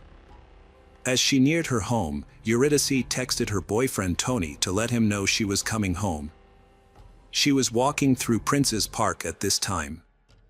At around midnight, Eurydice, after sending a text message to her boyfriend, was walking home across the 3rd soccer field when Eurydice was attacked from behind by James Todd. He grabbed her hair and skirt, pushed her to the ground, and then sat on her chest, grabbing her by the neck. In self-defense, Eurydice fought back by scratching James' face, neck, and shoulders. However, she was still unable to escape from James. After satisfying his desires, James strangled Eurydice until she died. According to his statement to the police, James said he thought Eurydice was drunk when he first saw her. He wanted to talk to Eurydice. However, Eurydice's autopsy showed no alcohol or illegal substances in her body. Medical examiners determined that Eurydice's cause of death was strangulation, accompanied by blunt force trauma to the head and other parts of the body. After committing the crime, James took Eurydice's phone and left the park. James found a temporary shelter and slept until 4 a.m. When he woke up, James checked the injuries on his body and face by taking a selfie with his phone. Then, James took a shower. He took off the T-shirt with the skull and special words, and left it there. Then, James returned to the area near Princess Park, where the police were investigating the case. James observed from a distance, not entering the park area. Then, James went home, buying coffee and cake on the way. At 7 a.m., James arrived home and started searching for information about Princess Park on the internet. Later, a friend of James said that James appeared on a TV show in a news report about the girl's murder. James decided to contact the police station after receiving a call from his friend. James' girlfriend, a 4-year relationship, recalls that during intimate moments, James tended to be rough with her. However, when she took a closer look at James' internet search history, she discovered that James was searching for violent and extreme content. James Todd, 19, is a working and studying student who aspires to build a career in the restaurant industry. He lives with his parents and often stays up late to watch adult videos. In particular, movies with tragic endings for female characters make him want to recreate them in real life. James grew up in very difficult living conditions. James' family consisted of 5 members, his parents and 3 sons, with James being the middle child. They lived in a chaotic and uncared-for environment, with many pets and a kitchen that collapsed due to rotting floors. Food was often cooked in the bathroom on a simple stove, right next to the toilet that was often clogged. The entire house was a mess with cluttered furniture, trash and debris everywhere, with leftover food and garbage everywhere. James was rarely at home and often had to sleep on a desk in a classroom or on a park bench. His mother said that the poor condition of the house was partly due to her suffering from depression. However, James insisted that their house was always in a state of neglect, regardless of the cause. Information about the father's role in the family situation was not mentioned. Prior to the incident, James had been visiting the house less and instead spent more time at his girlfriend's house. His girlfriend noticed a change in his behavior and attributed it to the stress of college and his worries about his future. The police discovered that James had been diagnosed with mild autism spectrum disorder and attention deficit hyperactivity disorder as a child. As a teenager, James had been in and out of psychiatric care several times because his teachers were concerned about his antisocial behavior.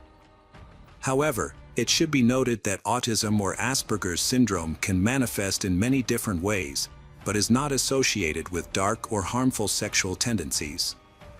In James' case, 2 psychiatrists worked with him and analyzed his situation thoroughly.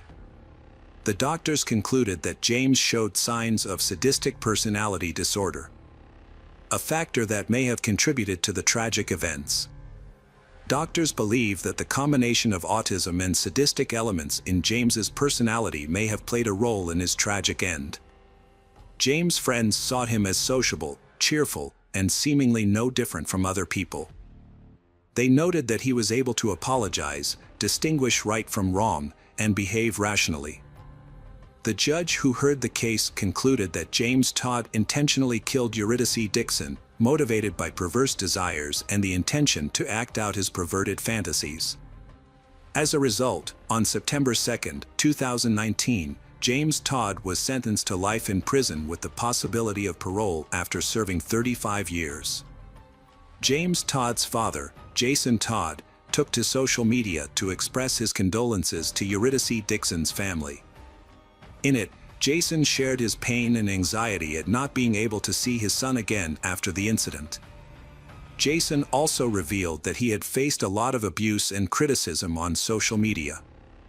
However, Jason later deleted all of these posts. Meanwhile, James' legal team was trying to appeal James' life sentence. They argued that the sentence was too harsh for James, who was 19 at the time and had no previous criminal record. The lawyers also cited numerous testimonies from people around him who described James as a good and kind person. The lawyers also pointed out that James fully admitted his guilt and expressed remorse. They also pointed out that James was autistic and had lived in poor conditions before the crime. However, the appeal was ultimately rejected. Police investigating the case say James is now living in significantly better conditions than his previous home.